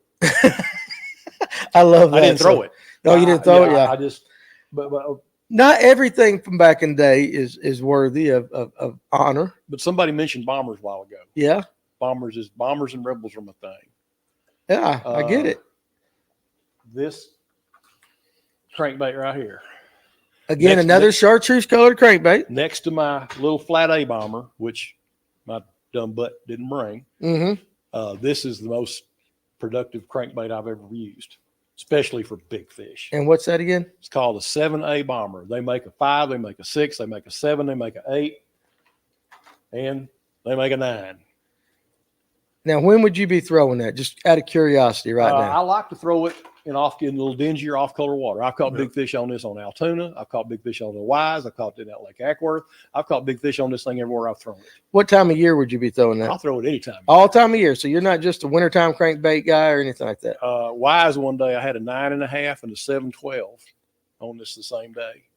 Really? I've caught big fish at Altoona on it, 7 pounders. I caught a 9.13 at Lake Ackworth on it a long time ago. But that little Rebel supernatural bass I showed you, Mm-hmm. and I don't have my flat A with me, but this one and that one, they've all taken fish over 9 pounds. I find that interesting. You find yourself having to tune the bombers a little more than the other crankbaits? Not really. But now the flat A sometimes, yeah. And the thing is, I bet there's a lot of people that have no clue how to tune a crankbait. Because if you don't know how, you screw one up. And if you know how and then get impatient, you'll screw one up. Okay. So let's do this. Let's do the question of the night. And then when we get back, I want you just real quickly to address how to tune up a crankbait. So, all right. So guys, here it is. Now listen, how many answers does this thing have? This has 3 answers. Oh my God. 3 answers. Okay. And again, I say it every single time. Don't just do half of them because you're just helping people out. So got to have all 3 answers. And the winner is going to get a Evolve rod sleeve. We'll handle getting in touch with you. I already got Clint Bartlett's address. Trust me, I know that. But somebody else win this thing. So, all right, are you ready? I'm ready. Stump the Schwab over here. Let's stump Bartlett tonight. Okay. The question is, who is the angler that gets credit for cutting the legs off a hollow body frog and replacing the legs with a spinnerbait skirt? What year was it? And what frog was it done on? Okay, so again, he said, who gets credit? For I don't cutting even the know legs about that. off a hollow body frog Yeah. and replacing the legs with spinnerbait skirts. What year was it? And what frog was it first done on? Okay, so guys, that's up to you now. So Tim and Kevin, you guys watching the answers. We're not going to repeat it unless we don't get anybody that's even answering it 10 minutes later. We're going to keep on with the conversation. Doug Phillips wants to know why you use red hooks. Me? Yeah. All right. Red, bass are predators. Mm-hmm. Red is the color of blood. Red is the color of the gill rakers in the fish. And the guy that was here the other night, he said the same thing. He's like a little flash of red. No, Clint. And if you stop to think, every lure, I think even you go back to the old Rappalos. They all had a little red on them. Yes, it ain't new. This has been on for 50 years. Right. Do you also think it gives them something to target? Almost like I a think it false eye helps. kind of thing? Yeah, I like a red hook on a top water plug, like a spook. Mhm. Every spook I throw, I put a red hook on the front of it, and I'll put a little couple. And I noticed you put them on the front. We got to answer. No, but TKR is close, and he's got a different date than what I have and what I pulled up. But he's Okay. close. He's close. All right. There you go. Georgia boy he's got an arrow pointing up. That's the He's way just like that Yeah, guy. that guy. Yeah, there you go. I love that. So you keep going. Long as Clint doesn't win, As we long as all Clint, win. yeah, we might just give it Love to you, him buddy. anyway. So Tim, could you please tell us your YouTube channel one more time? If you look up right there, a couple of comments above you, Tim wrote that back in. He wrote it down for you. Did I right get there. that correct? Fish lips, I can't see it from here. 1952. Yeah, fish It lips should be with two fish lips Ps. with two P's. 2 piece. 1952. Yeah. So Yeah. Okay. And it'll have like a T-Rex skull. all right. So you guys, everybody's answering. So Kevin's watching right there. So Ron says the red gives fish an aiming point. Now we were talking about had the thing about tuning a crankbait. What is the proper way to tune a crankbait? All right. Now, some of them, the eye that you tie to was screwed in. Mhm. Some of them it's molded in. But I'm going to do this like this. All right. So you've got this plug and you crank it and it's running off that way. To the left. You take a pair of pliers and grab that eye and you don't twist it. You bend it. And you bend it ever so slightly. You may not even think you've bent it. You bend it at all. Doesn't take much. It doesn't take much, but you don't want to overkill because you get that eye loose and then you'll never get it. It's gone. It's gone. But you tune it, you give it a little bend the opposite way, and you do it in increments. You don't ever get crazy. Don't ever, don't ask me how I know this. I got an idea. But you just get your power pliers and bend it, throw it, try it, but hold your rod up and wind it and see if it's doing anything. And if it's going this way, then you just give it a little bend. So just a slight bend Do it in opposite increments. way. Do it in increments. Don't get crazy and try to do it all at once. Almost like sighting a gun, one click. Because one if click. you bend too much, you get it going the other way. Then you got to bend it back. Next thing you know, it's loose. Okay. All right, I got Danny, a that. lot of dates are coming up in the late 70s, and they may be close, depending on what they're looking at. But what I read was a different date, and they're still off. It's in the 80s. Oh, okay. In the 80s. There you go. So he gave you a click. All right. So we've talked a lot about crankbaits. I want to get into some of these other ones, unless you've got a couple of things you want to. Bomber here was The bomber. Goddamn, Clem Bartler got it. Excuse my French. Clint one. What? All right. So here's Alfred Williams, Alfred Williams, 1983, snag proof on the Ohio River. he got it. Oh, All right, there. So yeah, what you got? You got a frog right there. Look at that. snag proof frog. The snag proof frog. Hell, we knew we had one Oh, there. you won, buddy. Danny will have it for you. Yep, snag. This cotton picking thing can catch fish. I got one of these took away from me one day. I had 30-pound braid, and I mean it was over in 5 seconds. Is that one of the original frogs?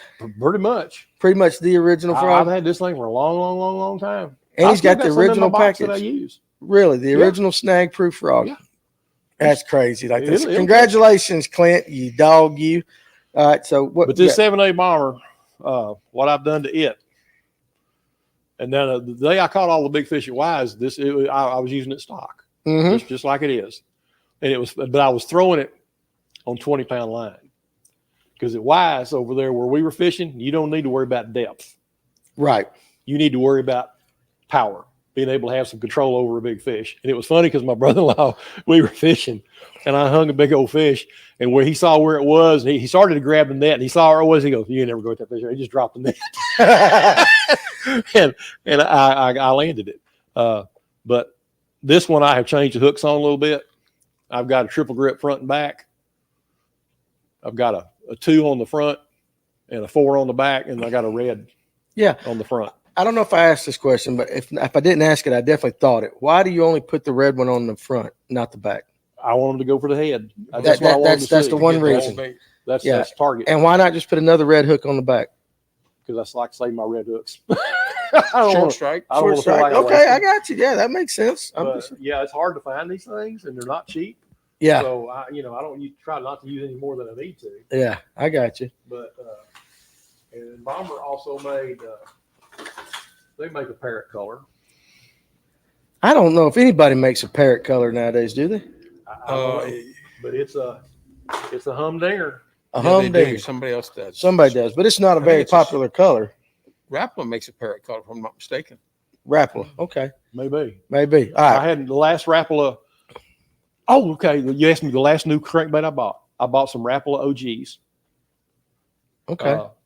Boy, they're great little crankbaits. I like them. Boy, you can chuck them suckers a mile. Yeah. They're not. There's not much to They're it. They're not big, but Yeah. they've got really great hooks on them, and you can chuck them a mile. Okay. And I caught the snot out of fish on them last year. I got you. Hey, But I believe you. Did the red paint job on them too. You did the red paint job on it. So you added that. So parrot color is still popular in saltwater lures. That makes sense to me. That makes sense to me. And I'm like you guys. I'm trying to absorb all of this. I have probably owned about, I don't know, remember the pose, but I probably owned about every one of those that he's talked about back in the day and lost them. and Now he's pulling old school now. talking about Bomber. This is some of the first things Bomber ever made. Yeah, And the reason they call it Bomber, because it looks like a bomb. World War II. They came out in the 40s. Really? Yep. And it looks like a bomb. It does look like a bomb. I got the exact same lure in Yep. my lure collection. Exact same. But and that's the box. And the box. And the box. And this- if you're keeping old ones, and you need the box for the value, don't you? Yes, Yes. you do. You got the box, it increases the value. Of course, I don't And some of them have instructions inside too. Bomber, Okay. Rebel and Bomber both. I don't know if anybody knows about Gable Sporting Goods over in Douglasville. They had Rebel and Bomber make a special color for them. It was called the Gable Green. The Gable Green. Gable Green. I thought I didn't bring the. He brought half. He Wait a brought minute. half the Or stuff did I? here tonight. Yeah, I got so much crap scattered around here. I can't find. Here That's we go. okay. Here we go. They made a. Like, I don't they want had you to mess Rebel up your make 'em box. one, and they had Bomber make them one. Gable Green. Gable Green. They also make a version with an orange belly, but this is. Okay, I just finally figured out where my camera was. I guess I could have told him. I kept going over that way, and I go, wait a minute, go this way.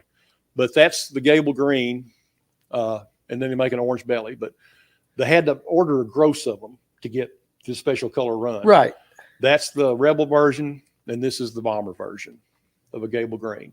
Okay. And these, I can't tell you how many people I've had try to buy these off of me because their collectors are after them. Yeah, for sure. They ain't no more. Do you fish with that at all? I have a time or two, but I won't use them anymore. You won't use them anymore. These It's gotten are- to that point. Yeah, and but they'll catch fish. Well, there's only 144 of each, you said, in production. Well, I don't know how many gross they, but they, in order to get even one run, they had to order X amount or I something. had to Yeah. order 144 gross.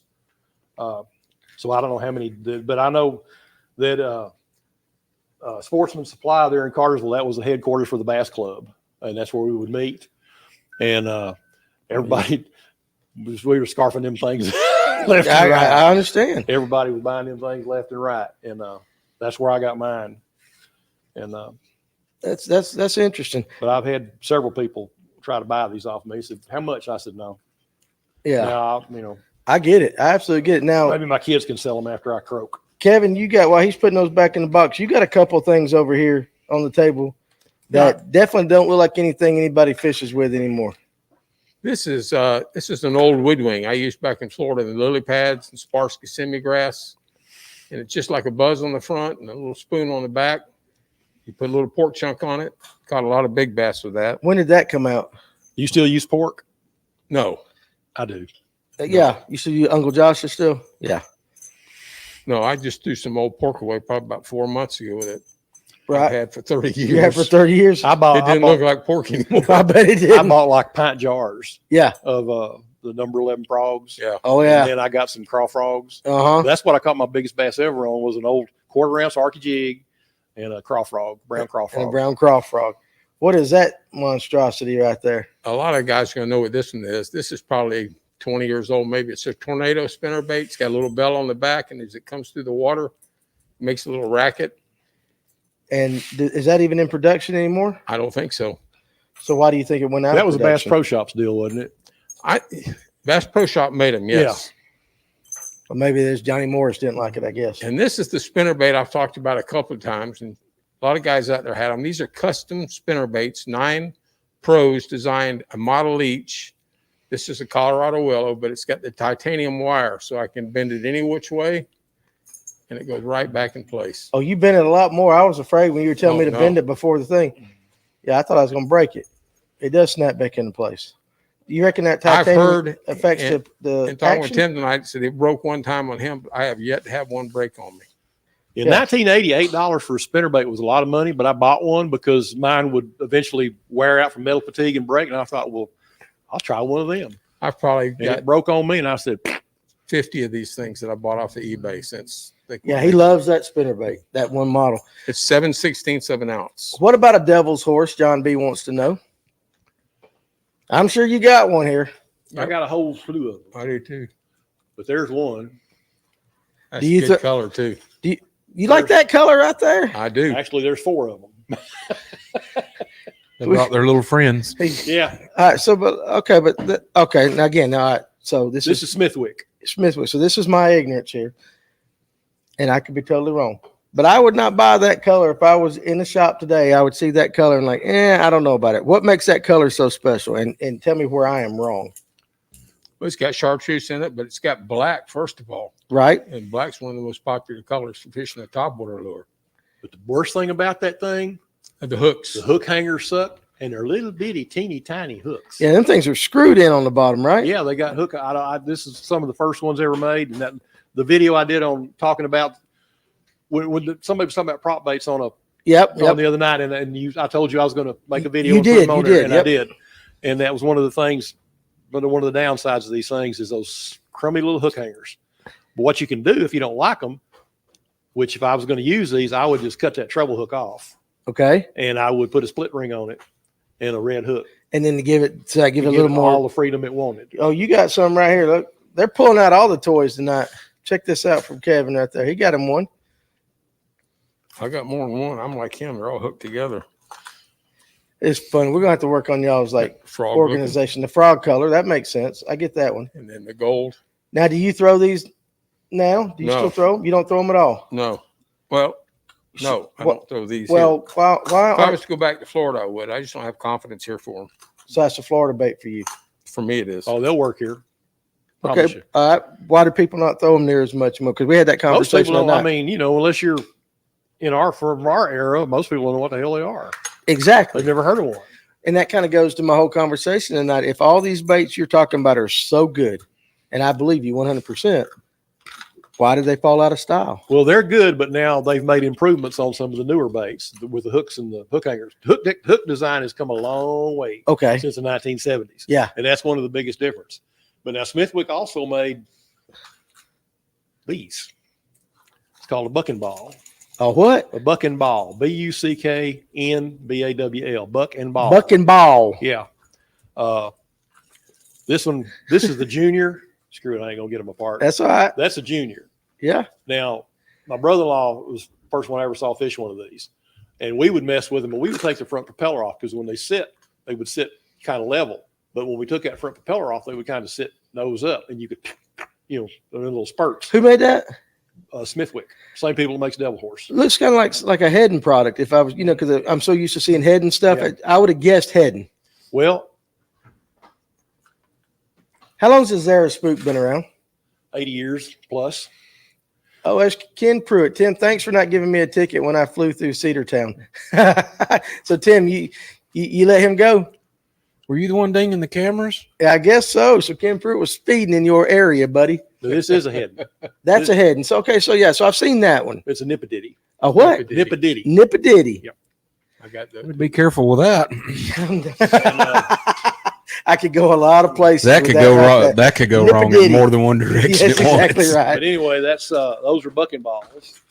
Buck and balls. Buck and ball. I love, you know what, just, there's a lot of crazy names for baits now, but it seems like that might have been the trend always. Now I probably can't get these. Oh, look at that. Now here's you an oddball thing A jitterbug with a prop on the back. called a jitter stick. Jitter stick. Yeah. Arbogast. Arbogast jitter stick. The oldest lure company Fred Arbogast. is Heddon. Okay. They 1898. Then Arbogast came out about 30 years later. But that's a oddball I've never looking seen thing. that. I've never seen one of those. I love a jitterbug, and I know you do. Somebody mentioned the other night about a jointed jitterbug. They have, Do Yeah, you ever throw those? Yeah. You like the jointed ones? I threw I don't one think once I and had a brought a bad joint. experience. Me and the fish divided the bait. I understand. Okay, so he got the He got the end, back and I got the he front. got the front. John B says a lot of companies have just modified the concept, and that's why people have moved on to the new lures. And I 100% I get that. And like you just said, the improvement in the hooks and especially like on that devil horse or whatever you had, the old screw, the spooks used to do that too, did they not? Yeah. And so that's the one complaint I hear a lot of people about spooks. And I know you have a strong opinion about expensive baits, and I'm 100% with you. I say, go get a spook. Go get a spook. You can buy 4 spooks. Oh, there you go. There's that jointed jitterbug. Yeah. So right there, I like that. But a lot of people talk about, the reason they don't throw spooks and the older baits is the hooks. Like, why don't these companies come up with better hooks? Well, see, this is not a spook, but Very it looks exactly like a Magnum spook. It does. But it's got the right hardware and the right setup on it. It's got the big screw eye, and it's awesome. And then, guys, let me tell you another thing too about Tim. Paint wears off. Very simple. You mentioned just got a few colors. He just repaints his own baits. I just like a spray paint you go buy at Lowe's. Yeah, and it's not nothing fancy. No, Because doesn't have to be. again, you said color doesn't really matter. I don't, as long as it's in the ballpark of something looks like a shad, Yeah, something looks like this bright chartreuse, very highly visible. right. I'm good. I got you. I love that. So, you got any old plastics? Let's talk about cream scoundrels, I don't have any of them. black with white dots. But what I do have, if I can put my hands on it, there's an old plastic, What is that? Lord. old plastic lizards. Look at that. Looks like a little salamander. It does, Mm-hmm. and that's Super by Sal. Fleck Yeah. Products. Oh, cream This- is the first one. This is kind Yeah. of something Rick Clunn was involved in. And then you also have That- Mr. Twister. That package has got to be as old as I am. Uh-huh. Yeah. I've got some jelly worms and jelly wagglers, but the card is so faded you can't even tell what it is. Yeah. But So- Mr. Twister was a big name in plastics for a long time. Well, let me ask you this question: compare the quality of the plastics back then to the quality of the plastics now. I don't think there's any difference. Nothing. Did they put salt and stuff back then? No. No. Well, so- they started doing it at some point. right. But see, if I was going to throw one of these right now, I'd just bang it and go on. Just throw the bang and go on. Okay, I Yeah. get you. Back with that. And you said something about a jitterbug. This is Is this back where the size matters? that's the big one. So that's about Danny's size. Yeah, that's the musky jitterbug. On a Musky. good day. Really? On a good day with the wind not blowing, right? Yeah, Listen you at it. can't these things. You try to throw one in the wind, you might go try to throw here. It might go here. It might go there. You have no clue where it's going to go. Is that because of the weight and the big size bill- of it? That bill big bill is catches. going to catch Oh, you. that's right. Because it's on the It's just jitterbug. like a sail, and it's liable to. You'd be helicoptering it. Now this is another old. Here's some jelly worms. Helicopter. Where's your mind back there, Tim? I'm this- sorry. Here's My bad. this thing right here. Got holes in the tail. It was an awesome bait to flip with. I'm probably going to show up against my black shirt. Put it right in front of your face. Here, put it right there. Yeah, you say you see the holes in the tail right there. Yeah, that was a deadly bait to flip with because it would catch a little air, and as it sink, the tail would waggle, Yeah. and then it would let off a little air bubble every That now was and then. that's what I was going to ask if that's what the holes in the tail were for air bubbles. God, I Carries caught a a bunch of whole fish bunch with it. flipping these things. Do what now? He carries a hole punch with him. You can't. Well, Flipping it. well, let me ask you something. Could you do that on like say a Zumo monster? Would putting some holes in the tail help it to give off? You might could. I'm just going by would based on probably what I've work. seen. I mean, I like a Zumo monster, but I just throw it like it is. Yeah, I was just curious. I've never seen a plastic with. Of course, you know hole in some the tail. people. Not till tonight. Had It's I the seen one. first. Yeah. Those are great worms. Ron Swinford said, "Oh my God, I want that thing." So I've also got a that's great. It's called a ditto. It's a sickle tail, but it doesn't have the holes in it. There's a 6-inch version and like a 7.5-inch version. And the ones I've got are laminated. They're silver and black. And on the fall, watching them fall, oh my God. I have caught so many fish flipping those things. I'm not going to read JP Vern's comment right there, but that's funny as all get go. John B, do you have any edge lures? Actually, I've got some edges that are like stick Good baits. Vern, you may have almost vapor You locked almost Kevin. vapor lock that. So size really don't matter if you're just going to bang it and go home. So there you go. That ain't what she said. Hey, let me tell you something. I had an old man, and he said, "You want the secret of life? If you want to be a successful man and you want to have money when you're old," I said, "Yeah, sure. Tell me." He goes, "Rent your home, rent your women." That's what he told me. He goes, that way you ain't tied down to nothing and you got all your money like that. Like Comments like that make me remind that old man. I was still saying money can't buy happiness, but it can rent it for a while. Okay, so back to how about Zeta bait soft plastics? Edge lures or Zeta bait soft plastics? I've got some edge stick baits, but I didn't bring them with me. Okay, But so is that what it was? Is a stick bait type? The ones I've got are, but the mainly, like I told you, I have not caught a fish on a worm in 3 years. Yeah, you're not. I haven't caught a partial fish to on. worms. I've caught one fish on a jig in the last 3 years. I just don't throw them anymore. I got you. Mans and culprits were killer, but nothing beats Zoom. I agree with that, but I do love the culprit worms. Culprit's a good. Culprit's a good I worm. got a bunch of them. And that was big when I was in high school in the 80s. And that, I don't know if that's when culprit came out, but that's when I first noticed them. And just that black with the silver bottom, that red one with the, and I caught many a fish on those things. I did. Black shad. I did 2 videos on my YouTube channel going through all of my old lures. They long. I watched one of them. They are long. Yeah. But I mean, hell, look what You he were in the just, garage, weren't you? look what he just brought here. Well, tonight. some of it was on my boat and some of it was in the utility room. Okay. Yeah. I was pulling out the draw. I've got like Red shad. That's right, John B. Red shad. I've got a whole 4-bait pegboard on my utility room wall, and it is just slapped full of crankbaits and spinnerbaits and everything in the world. And then I've got 5 big tackle boxes sitting on a stand, and they're all full of stuff, plus what I carry. I got you. I believe that. So culprits still catch fish, especially a certain color at Weiss. Well, Ron, what color is it? So absolutely. Why you got to leave us hanging, Yeah, Ron? leave us hanging. Yeah. So, but I tell you, I love Zoom. I think Zoom's probably one of the best, if not the best, soft plastic company out there. Maybe always will be. But I do love the culprit worms.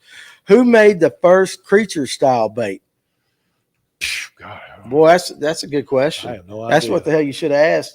Clint he'd probably AI that too. So I don't know. Kevin's over here almost thinking, Well, Kevin's looking at them comments right there. So No, I'm thinking about that question. That's a pretty good. One. red shad, grape shad are both great over on Lake Wise, culprit color worms. So I would say I'm trying to think what I used to use on Wise. when I used Gambler, it. you think Gambler come up with the first creature bait? I mean, it's possible. I don't know. We would be guessing. I used a Well, how long have they been out? Gambler, I think, was formed around 2001 or so. I don't know, but what kills me is that if I tried doing a search on how many different kinds of creatures baits were out there, Mind blowing. probably 1,000, Yeah. and they're all great. They're all the best. Yeah. You know, I'm like, I just ran out of. I got tired of looking at them, Just did a deep dive. and that was just on one company's website.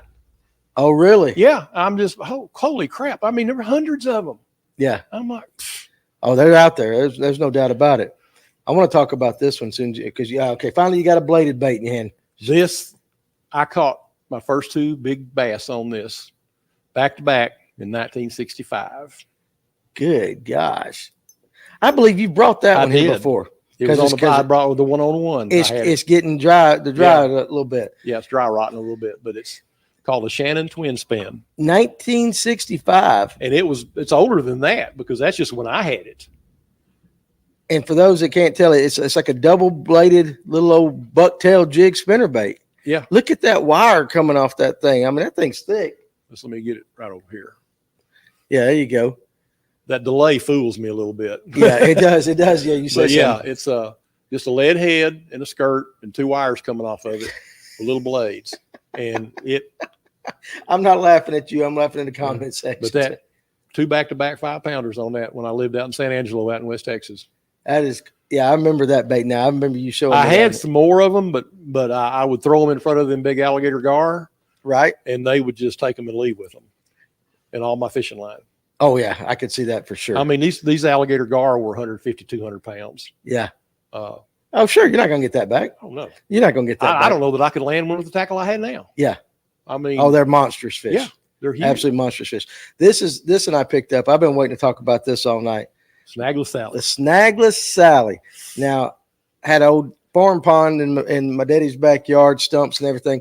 I don't know how many fish I caught on a snagless Sally. And that old skirt is nothing like the material that we use today. That's plastic. That's it is just pure plastic. It is like that.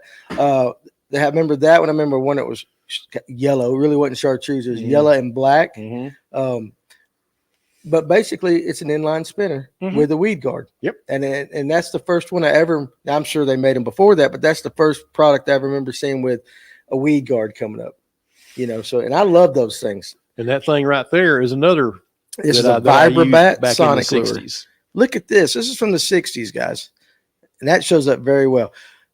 Listen how they do exciting forward flutter action. It does it. It does that. And it's got like 3 holes in the front of it where you can tie the top, the middle, or the bottom to give it kind of a different flutter type effect. Almost kind of like the blade baits that they got out now. Very much similar to a blade bait. Vibrates up to 200 times a minute. Sends out underwater sonic waves that drive fish mad with desire. Yeah, buddy. Desire. I ate that up. Listen, but that's it. With desire. Okay. It don't trigger their daggum feeding. They get desire. I got a comment, but I'm going to zip it. Listen, I'm going to say, you probably could find this at your local adult store now, a Vibrobat Sonic lure. You might find that at one of the smoke shops. That's what I'm saying. That's what I'm saying.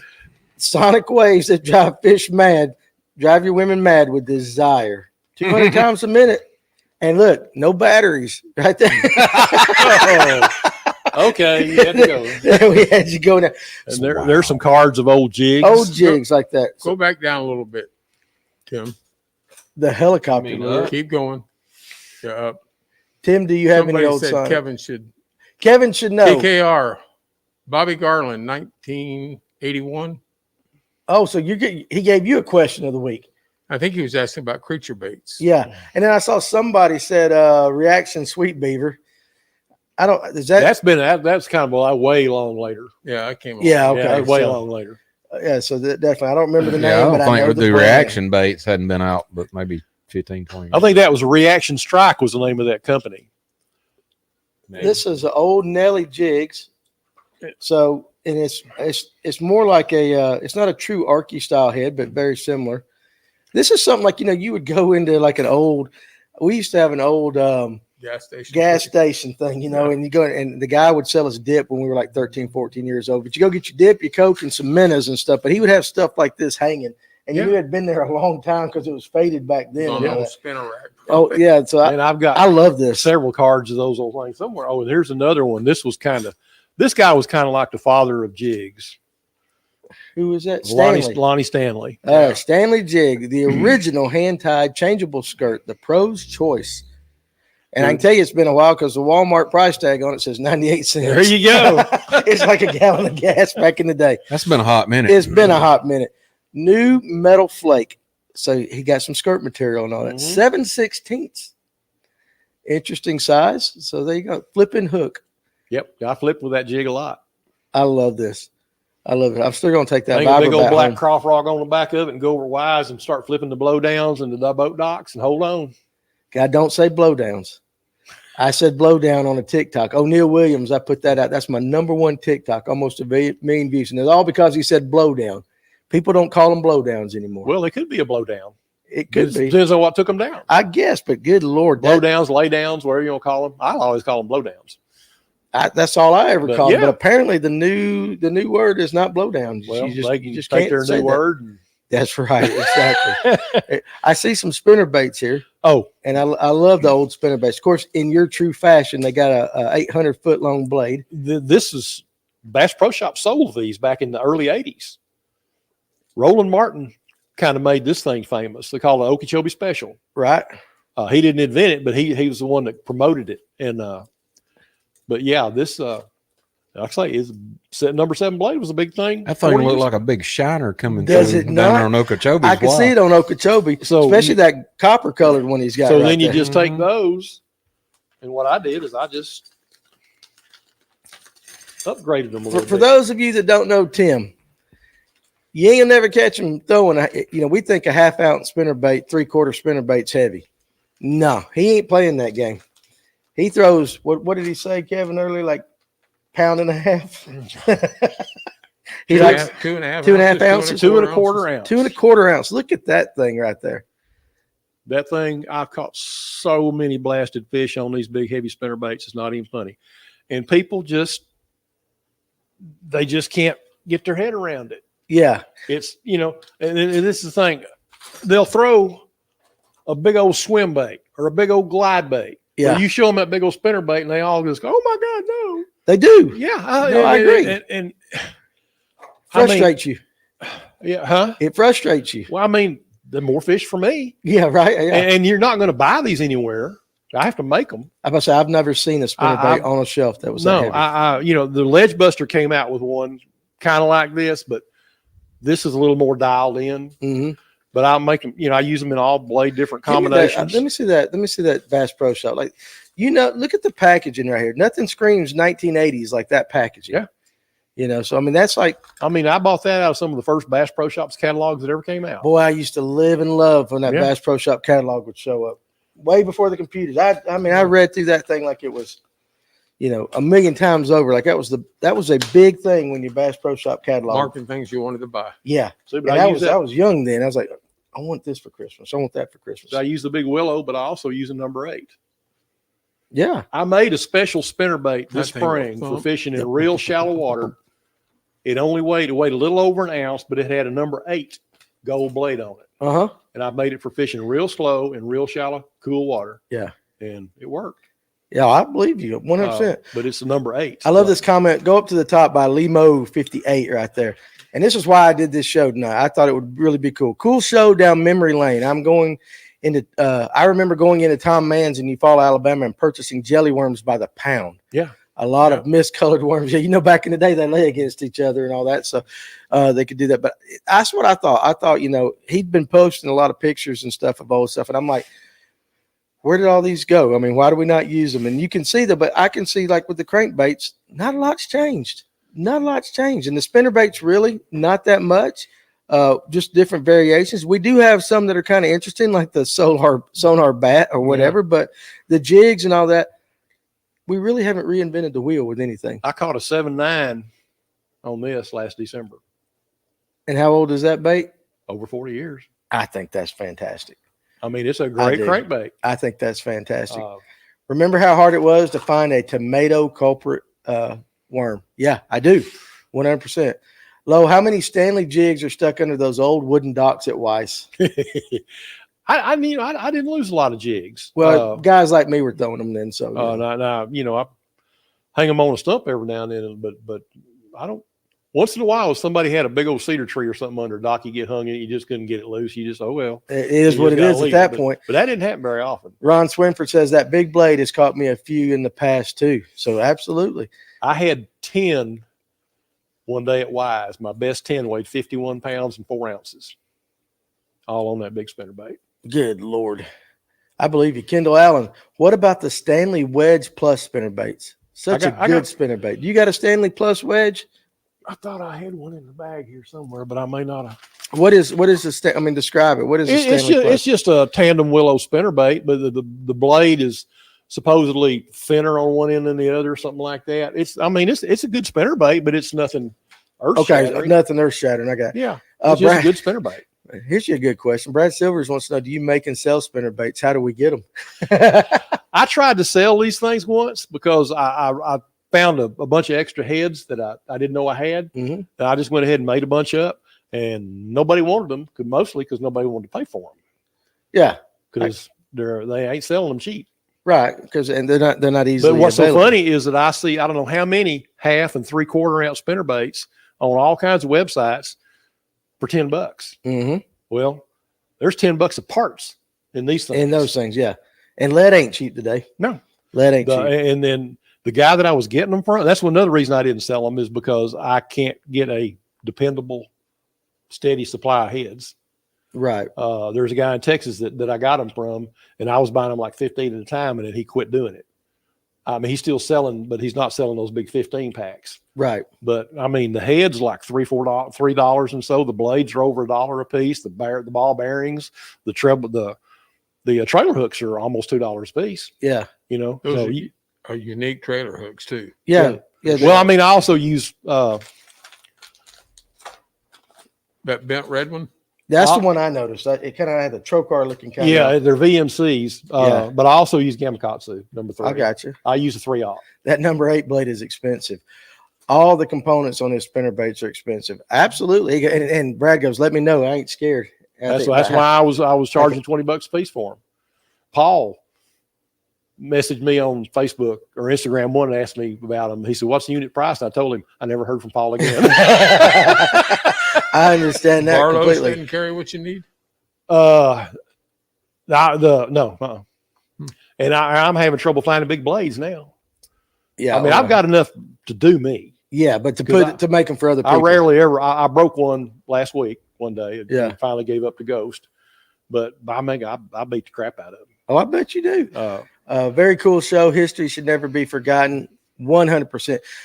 Limo, Shyster. Yeah, I didn't mean to whistle. Shyster in white with black dots. I think I sold the last one. I still can get those Shysters. Just basically like a I used to rooster catch tail. fish on them when I was a little kid. Absolutely. So yeah. Remember the hot lips. Of course, he turns and looks at his thing. Remember the hot lips. I might just have one right here. Is that what you're talking about? I guess you know, I have no idea what a hot lip is. This is before I was born. No, this is thin, hot. This is a hot and tot. Hot and tot. Yeah. Okay, I've heard that. So hot lips. So, John B., what exactly is a hot lips? Put that in the comment section right there. Used to be all mash. That is true. Oh, Yeah, hot lips. hot lip Houlihan. Yep. Absolutely. I'm not even going to go there. I just remember her from back in the day. Damn it. Got any old school Uncle Josh pork trailers? And so, yeah, we talked about that earlier. Yes, I do. My first jigs, again, whatever color it was, that green with the spots, that was the one I threw, the frog color. Frog color. And they went away for a while, and now they're back. You can buy them now. There's a guy that makes them. Some guy, I think his name's Pawpaw.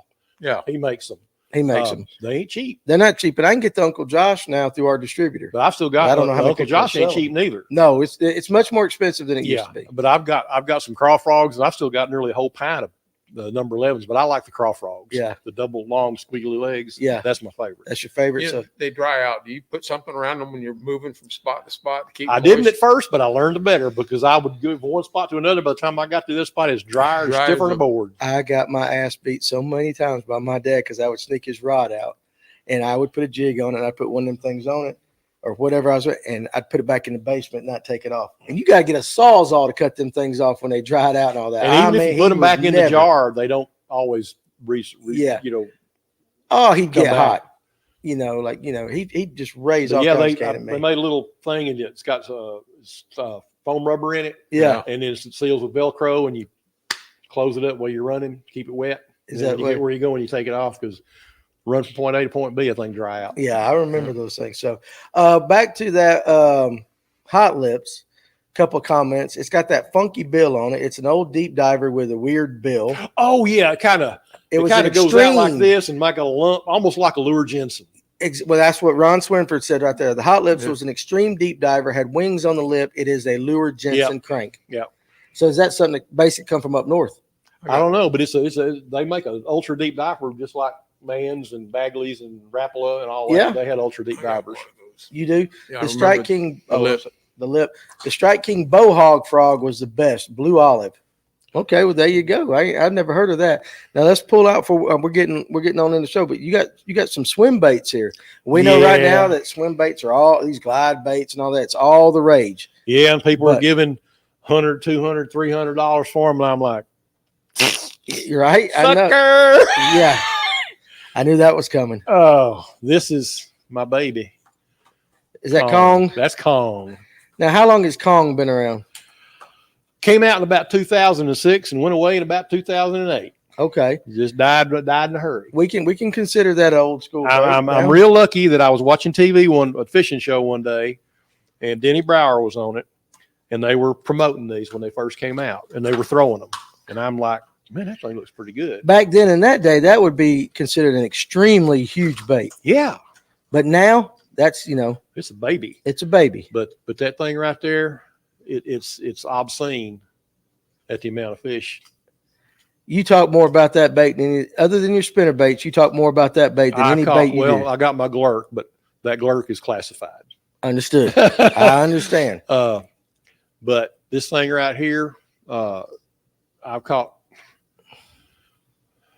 Give me some numbers. How many 5+ pound fish have you caught? You think you've caught off that bait? Off of this bait? Yeah, 5+ pounds. Not even true giants. Right around 80. 80. Really? I had one day, my best 5 weighed right at 37 pounds. First one I caught weighed 9.7. Second one I caught weighed 6.3. Third one I caught weighed 8.6. Then I changed baits and used my glurk and caught another one that weighed 8. And then early that morning I caught one that weighed almost 5. So I had like right at 37 pounds that morning. But what was so funny is all the big fish came off in one spot, no bigger than half of this table right here. Really? Why in the hell can't I find that spot? Well, I'm still looking. I've been looking at that all my life. Like I said, I ain't. How about you, Tim? You ever found that spot? No. I ain't even gonna talk about.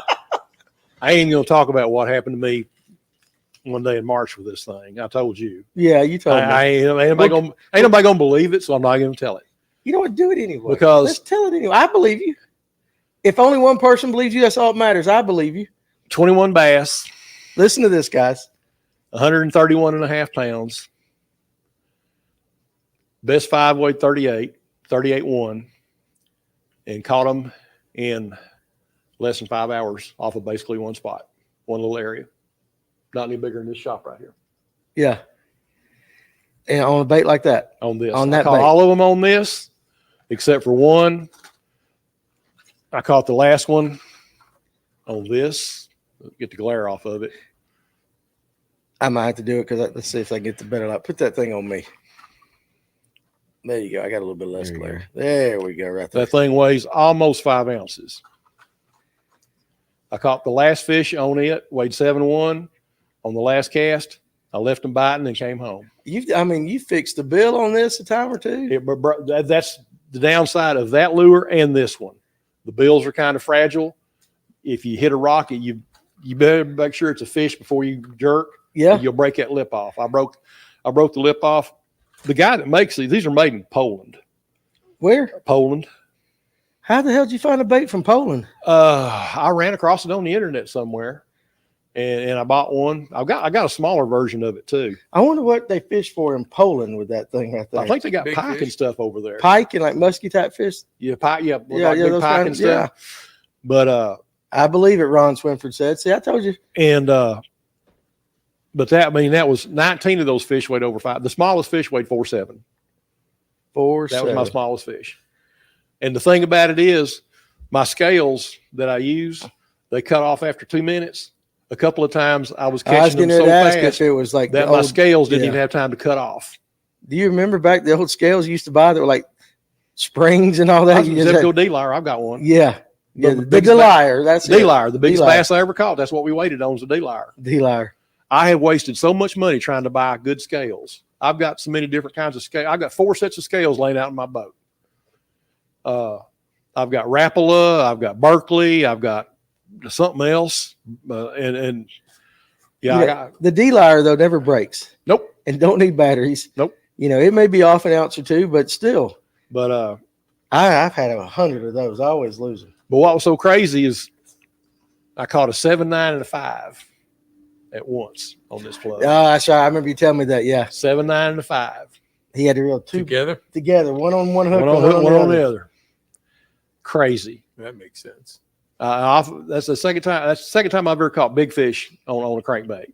But if you looked at the 7-9, the picture, What the hell you like? Oh, we got vapor lock. We have vapor lock. whatever it was. I missed it completely. Here we go. I did. Tim, did you catch it? I missed it. I don't know what got him this I don't know time. what guy, Well, he gets vapor lock and he's gonna laugh for a second. but What was it? What the hell? It's gonna keep going. Huh? he's going. We have to call We 911. will. That's why I got to watch him. I got to make sure. Make you sure don't he's pass breathing. out. You got a Turn defibrillator. red. Breathe. If you've got Yeah. if you've got a defibrillator, I'm certified on one. Well, listen. You're giving him CPR though. Oh, He's got red man in his mouth right there. Right. I'll try to. What was it? Somebody asked me once You if somebody caught went. two on one bait, one on one hook and one on the other. There's only two hooks. Oh, okay. Okay, I got it. So it was We'll share a my hook or what? it was my explanation of it. So basically, you're over there laughing because I'm a dumbass. Is what you're laughing at. Look, he's always holding his heart. But you know, a lot of people when the few people I've told that they all assume it from Rocky. I don't think Rocky's got that kind of a sack of fish in it. You can get a good sack. You can get I've got some good sacks up there. Yeah. But 21 fish that weigh 130 pounds in 4 hours. Yeah, hell, I don't catch that. No, in that's years. not happening over there. I thought keep him alive. I need that rod sleeve.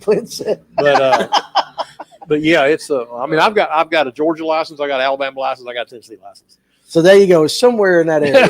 That lake is Somewhere in the tri-state area. How about this question from Carson? Buddy, I'm glad you're hanging around. I hope you're enjoying the show. Did he say how much it cost back when he got them? Back what now? Back when you bought those things, how much did that cone cost back then? I've never given more than $30 for a lure in my life. Okay. Ever. That gets you a pack of worms now. And some yo-yo, and it's funny because he put 4 of these on eBay for $40. And you popped them up. Oh, they like a Can whirlwind. you still find them? There's some on eBay right now. What are they going for? $50 plus shipping. Right. There's one that's like $31.99. It's a funky color. If I bought it, I'd repaint it. Wouldn't worry about it because I've done that some. Right. And matter of fact, the one that I caught those fish on, both of them were repaints. That is something we kind of, have you, I know you put That's the a red. repaint. Yeah. And that's another thing too. Like we talked about it earlier. When I say my repaints are crude beyond belief. Yeah. I'm not insulting you, but there's nothing fancy about what you do. I mean, I'm going to take it out so the camera can really see just the flaws on this thing. That is my funky paint job.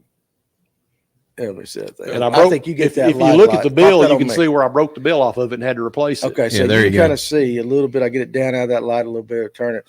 But basically, that is a Hobby Lobby paint job. Yeah. And that looks like you just scraggled that red line on there. And you probably can't tell on the bill, but that bill has been molded. Looks like you got some JB Weld on there. It's exactly what it is. Is that what JB Weld? JB Weld. Plastic. But that daggone, look at that gaff of a hook on that thing, though. Good Lord. I wanted to put a red hook on it, but I don't have any red hooks that big. Hell, I was going to say, can you find a I don't red have any hook red that hooks big? that big. Paint it. Paint it. I may do that. He may do that. He's going to make a video. But I've caught 4 over 7 this year on this thing. That is true, Ron. Yeah, the bull shads and those type of baits. And he's got this one right here. Okay, that one right there. Now, this one you called a bull nose shad. Bullnose shad. And can we talk about how much money you got into it like we did into this movie? I got less than $10 in that. All right, lure. so this thing right here, he bought. It is a Chinese. Didn't you say kind of blank? I don't know. I bought it off eBay. Bought it off eBay. So it's, if you see, almost has the nose of like a crappie. You know how crappie's got that little turn up right there. Now he bought this unpainted. It's got your Hobby Lobby paint job on it.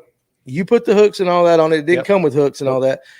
How many? Now I find this. I haven't caught a lot on it, but I did catch a 9-pound 10-ounce 9, 10. and the 7-pound 2-ounce the same day on that. Just thing. a 9 and a 7. Yeah, and then Not I caught a lot. some Yeah, no others. big deal. I caught some other, a few other big fish on. I don't throw it a whole lot because Because you throw Kong. I'm just addicted to Kong. I've caught 2 over 9 on Kong. You didn't laugh at that. I'm addicted to Kong. No, Okay, you laugh at the hooks, but you didn't laugh at that one. I just wondered how you could catch 2 fish off of 1 hook. I got you. I'm just. It can happen. I mean, I'm sure big- it can, but And He's I also talking one day about on my Yeah, little you're flat talking about A, me. I caught a 6.5 and a 3.5 on my little flat A bomber one day. Now that's more impressive because that's a little bitty thing, And it's also on 10-pound line on a spinning rod. which makes it even more impressive, right? there. Because I tried for years to find a reel that I could throw my little flat A on because it's hard to throw. It's really hard to throw in the wind. I tried to throw it on these reels. My ambassadors just wouldn't handle it. They don't throw light lures real well. No. I did it. I used it some. I caught like an 8.7 one day. But if you try to throw into the wind or something like that, boy, you just screwed. Yeah. So I just started using a spinning rod, and I was using 10-pound line when I caught them big fish. Good night. JP Vern, that's what she said. Yeah, absolutely. Story of my life. Okay. What is that one right there, though? There's another swim bait in a package. Oh, it's nothing I would recommend, but I have caught some big fish on it. Muskie Innovations Shad Clone Cranking Real Fish Series. Looks a lot like a big-ass gizzard shad. The thing I don't like about it is you can't fish it real slow and get the action out of it. You gotta move it up a little faster to get it to perform right. I don't like that. You So don't it's like more that? of a swim bait than a glide bait. Yeah, I agree with that. But you can't like the Kong. I can wind Kong as slow as I want to. Is it slow sink or is it float or what? It floats. It floats. So did you use the bill to pull it down? Okay. But this is the first one, my first swim bait ever. You asked me about this on the podcast. And I didn't bring it, but that's the first swim bait I ever bought. And what is that? It's a Mega Bait Charlie. A Mega Bait Charlie. Yep. And it's soft plastic all the way through. You know, it's got a plastic body Oh, okay. attached to a flat piece of metal. Right. And I didn't know that when I bought it. I just bought it because it looked Look good at and it that. was cheap. Yeah, look at that. I'm see it looks like a $50. Just But basically I $50. caught some big fish on that thing. But when I bought it, I really didn't have anything to throw it with, so I was throwing it with a flipping stick, and I made my 1-piece flipping stick into a 2-piece flipping stick. Yeah, it's heavy. You know what this reminds me of? It reminds me of the bait I used to catch those 2 muskies in Tennessee. Oh yeah, Yeah, but it was a hard body I was fixing front. to say wasn't probably a piece of junk like that. Well, the muskies made it into a piece of Yeah, junk. well, It was a hard body, and then the back half of it was soft plastic. Oh, that could be replaced yeah. like that. But it just that would remind me of something. Now you throw this for bass, Yeah. And so I and back in that day, this would have been an extremely huge. This is small, but I mean, I got them over here. Those dangerous swim bait. This is a regular swim bait now, but back in the day, that's big. Yeah. That's considered big. But I don't. This is the smallest swim bait as I'm ever going to want to use. How big is that Kong? 8 inches. 8 inches. Yeah, that's right. Weighs about 2.25 ounces, something like that. And before we forget, because I know we're running out of time. Oh yeah, well, We were late getting started. Yeah. we were. Oh look at this thing too. The Missile Baits Monster Jig. I had to buy one. I had to buy me one. That and the gaff hook. Yeah, 10-aught hook. Weighs an ounce. I've got the ounce and a quarter, but I put a 6-inch Shadowlicious swim bait on it. And as I threw it, it just didn't really have any control over it much. Mm-hmm. So I had the brilliant idea. I made it into a giant chatterbait. Yeah. And you think that imparts a lot more action on Oh it? man, when you throw it on that braid and you get that thing, what's so funny about it is sometimes it'll vibrate, sometimes it won't. Right. I think that might be interesting. Yeah. To have it come along and all of a sudden start doing that. But boy, when you wind this thing and it starts vibrating, you've got that braid, my God, it feels like a paint shaker. I could imagine that for sure. That hook though just drives me crazy. The size. But the other thing about it is when you buy it, if anybody buys one, they got a rubber skirt collar, which is not going to last. Right. So I did my thing with a little cable tie. Mm-hmm. And cinched it up right there. So it ain't gonna come off. That looks more to me like a striper lure. That's a big. It's a I big will catch lure. a bass on this thing before it's done. Oh, I believe you 100%. Brad Silvers, what happened to the Bill Payne episode? Did I miss it? No, actually, Bill couldn't make it in last week to record it, so he actually came in here to the shop Tuesday. We sat down, and I've got to edit it over the weekend. It's going to be out first next week, and it's going to be how to bass fish at night, Bill Payne style. So a lot of good information. I was really kind of surprised at some of the stuff he was saying. Now, we ain't even going to get and talk about sonars because we could do that whole thing, how it's changed now. But you were talking about color and color not really mattering that much to you. But do you remember the old Bill Dance color selector or selector, I've whatever? got one. Do you have one? Yes. So it was Did you ever given. have one? I have one still. Yeah. Somebody You gave use me it? mine. Color C collector. Color or something. selector. Selector. Yeah. Somebody gave me No, I one. don't use it anymore. I played with it a while and I didn't want, I said, this is a piece of crap. I tried to give it back. He didn't want it. He wouldn't even take it back. Really? So I still got the darn thing. You know, marketing, gimmicky. Yes. Yes. And it's not even what it does. It's a photosensitive cell on a cable. Yeah. And all it does is kind of measure the amount of light at a given Amount of depth. And supposedly in different water clarities, it's got like 3 different charts on it, color charts. Supposedly what a fish can see best in that color water at that depth. That's all it's supposed to be. Not what they will hit best, what they can supposedly see best. And you don't think it worked at all? Sucker. There's one. P.T. Barnum said it, man. There's one born every minute. Born every minute. I just remember those things, thinking that was cutting edge technology. Back Yeah. in They the weren't day. cheap back then either. No. I didn't buy mine, so Well, I I don't bought know. one, and I'm fishing in 8 feet of water or less down there in Toho and Kissimmee. Yeah. What good's that do? Yeah. You didn't think that through when you Well, bought I it, forgot did you? about where he came from up here in the deep That's water true. lake. That's absolutely true. But if anybody, I don't think you can get this size of this anymore. I think the next size That's a down, 7. This is a 7. I don't even know where you can find one now. You just Google bullnose shad and see what happens. There's some place called Shettlers or Shepherds or something like that where you Right. can get some, and you can get like 5 for like $25, $22, something like that. Put hooks on them and throw them. I mean, there's another popular lure that's kind of like this that costs about 10 times as much. There ain't one lick more effective. I don't give a what anybody says. Right. No, I understand. I mean, look at it. I mean, it's It looks like a crappie to me. it ain't rocket science. It's a dadgum swim bait. All right, well, You throw those on braid? Oh yeah, straight braid. I throw pretty much except my crankbaits and stuff, and like my square bills and whatnot. I throw pretty much everything on braid. On braid. Yeah, I throw my top water on braid now because like this thing. Oh, here, let's freak somebody out. Top water plug. Yeah, seriously. That's 7-inch. It looks exactly like a spook. It does. But it is not a spook. It's called a little dock. A little dock. Yeah. LILDOCK. Okay. Little dock. $20 or so. Homemade paint job. Yep. Okay. But it fishes just exactly like a spook. You walk it like that. And somewhere, I mean, I didn't get it till about June of last year, just about really the end of what I consider prime top water fishing. Mm-hmm. But I caught a 612 and a 6.3 on it. Largemouth. Yeah.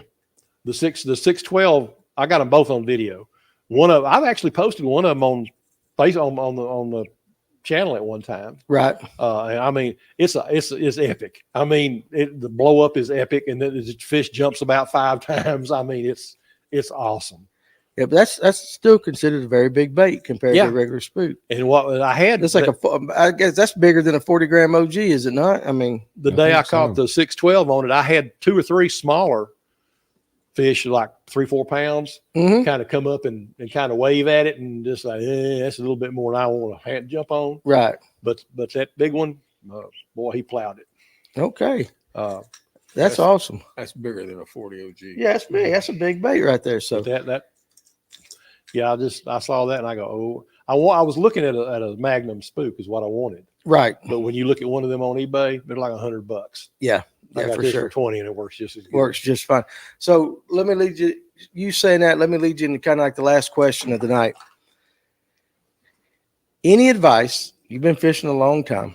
We talked about all these old baits. I keep hearing it over and over again. They still work. They still work. They still work. Any advice you can give to today's angler as far as bait selection, any advice whatsoever? Don't get sucked in by the hype. What you got to remember, and I've said this a million times, anytime anybody in the fishing industry gives you advice, take it with a grain of salt, because they're trying to make money. They're trying to sell something. Mm-hmm. And some of them ain't particular. I know one guy, I mean, fraud is not unheard of in this industry. Right. I know one guy a lure maker that got his hands on a big giant bass, Mm-hmm. wasn't even caught by what would be considered legal means for Right. me or you, Mm-hmm.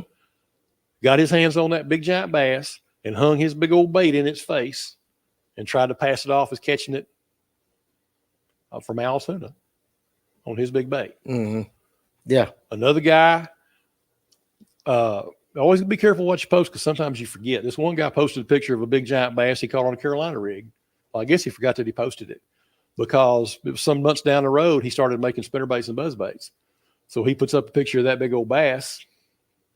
claiming he caught it on one of his spinnerbaits or buzzbaits, but he forgot that Yeah. he'd already, so he was caught in a lie. Right. And the other guy that did that, he got called out on social media by a couple of dozen people, and he just kind of sulked off into the bushes for a while, and then finally resurfaced a little while later. Right. I got you. So just keep it simple and don't buy all the hype. No, if you've got, well, let's do it simple. If you've got that color and that color, man, you covered. All this other stuff in between is just, if it looks something like a shad or a bait fish, or it's loud and gaudy, you're good. That's it. Simple enough. But the biggest thing is the size of the lure. That's one thing I have seen make a huge, ridiculous difference. One time I did see color make a difference. I take that back. I think we talked about this one before. Chrome and a Smoky Joe. The fish wouldn't hit the chrome in the bright sunny water, bright clear Right. water. It turned them off because I could throw the Smoky Joe and catch fish on every cast. Throw the chrome in there, they wouldn't touch it. Okay. So that's why I don't use nickel blades on spinnerbaits. We talked about this. Yes, before. we've talked about that. Yeah. But the size is critical. I've seen fish not hit a bait that big and kill a bait that big. Same lure, just drop down in size because they were the threadfin shad they were feeding on. That's how they can be as picky as trout sometimes, size wise. Mm-hmm. But the thing I like about big lures is that this the match the hatch thing, which I'm not buying into. Right. Unless the fish are actively feeding, busting shad. If they're running shad that big, then you want to throw something about that same size. Right. But a big bass, if the lake is full, I did a video on this the other day. If the lake is full of, say, threadfin shad that are 3 inches long, Mm-hmm. they're not going to pass up calm. If you get Because it it's a close big, easy, simple meal like that. they're not sitting there trying to say, oh, well, no, I'm used to eating 3-inch shad. That big old juicy swim bait swimming by is just more than I want. No, they're going to immediately evaluate whether a fish is where a bait's worth the trouble. I'm not going to go swim 50 yards to catch but I've had big fish track that thing down from a distance and hit it literally right at my feet. Because they just get stupid. A lot of protein. It's like a pair of boots. It's just a big, easy, slow moving meal, and they're not going to pass it up. And this was in 48-degree water. Really? Really. All right. I've done that 2 years in a row. I believe you. How much stuff is in your boat when you fish? So much that nobody can get in my boat with me. I've had people wanting to go fishing with it. I had a guy the other day, and I would probably enjoy fishing with him, but there's no place for him. Because between my tackle and my rods, because I told you I got like 23 rods out of Like your golf club set. Yeah, Yep. You got something for everything. and then I have to have a place for my camera, my GoPro. Gotcha. And there's really just no place. I've even got a tackle box or two sitting on my back deck. You just got stuff everywhere. And my philosophy is it's better to have it, not need it, than need it and not have it. Yeah, I got that. So Bill Dance always said any color is fine as long as it's white and chartreuse. But yeah, he was the one pushing that selector. Well, he used Yeah. to say any color was great as long as it's blue. He did that a long time ago. Did he? Because I fished a blue jig for a while, and I caught fish on it over Wise. Yeah. I caught fish on blue jigs, green jigs, brown jigs, black jigs. I used to flip a white jig a lot. Nobody does that hardly anymore. I used to flip it a lot. I also used to flip a tube.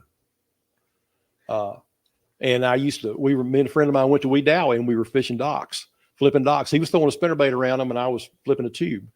And I was getting a few bites and I thought, well, maybe, because I had a really heavy tube on. I mean, it was I thought maybe if I lighten up that tube, I'll get more bites.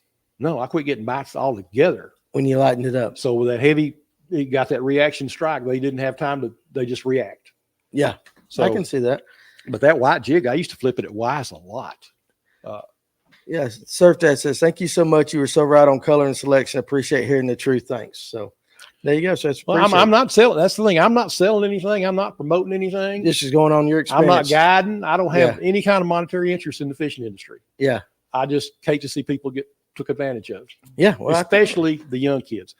And I put out a video the other day and probably pissed a lot of people off, which I didn't really care because that was kind of my intention. Right. But I went off on the bed fishing. I did a little spiel on that. I'm not going to get into that right now. Right. But if you look at that video, you'll see what I think of it. But And also the thing about boat flipping bass and letting it hit the carpet, let them hit the carpet. Yeah. That's bad. Right. It's bad. MLF will penalize you for it. BASS ought to have their ass kicked for not letting people use landing nets.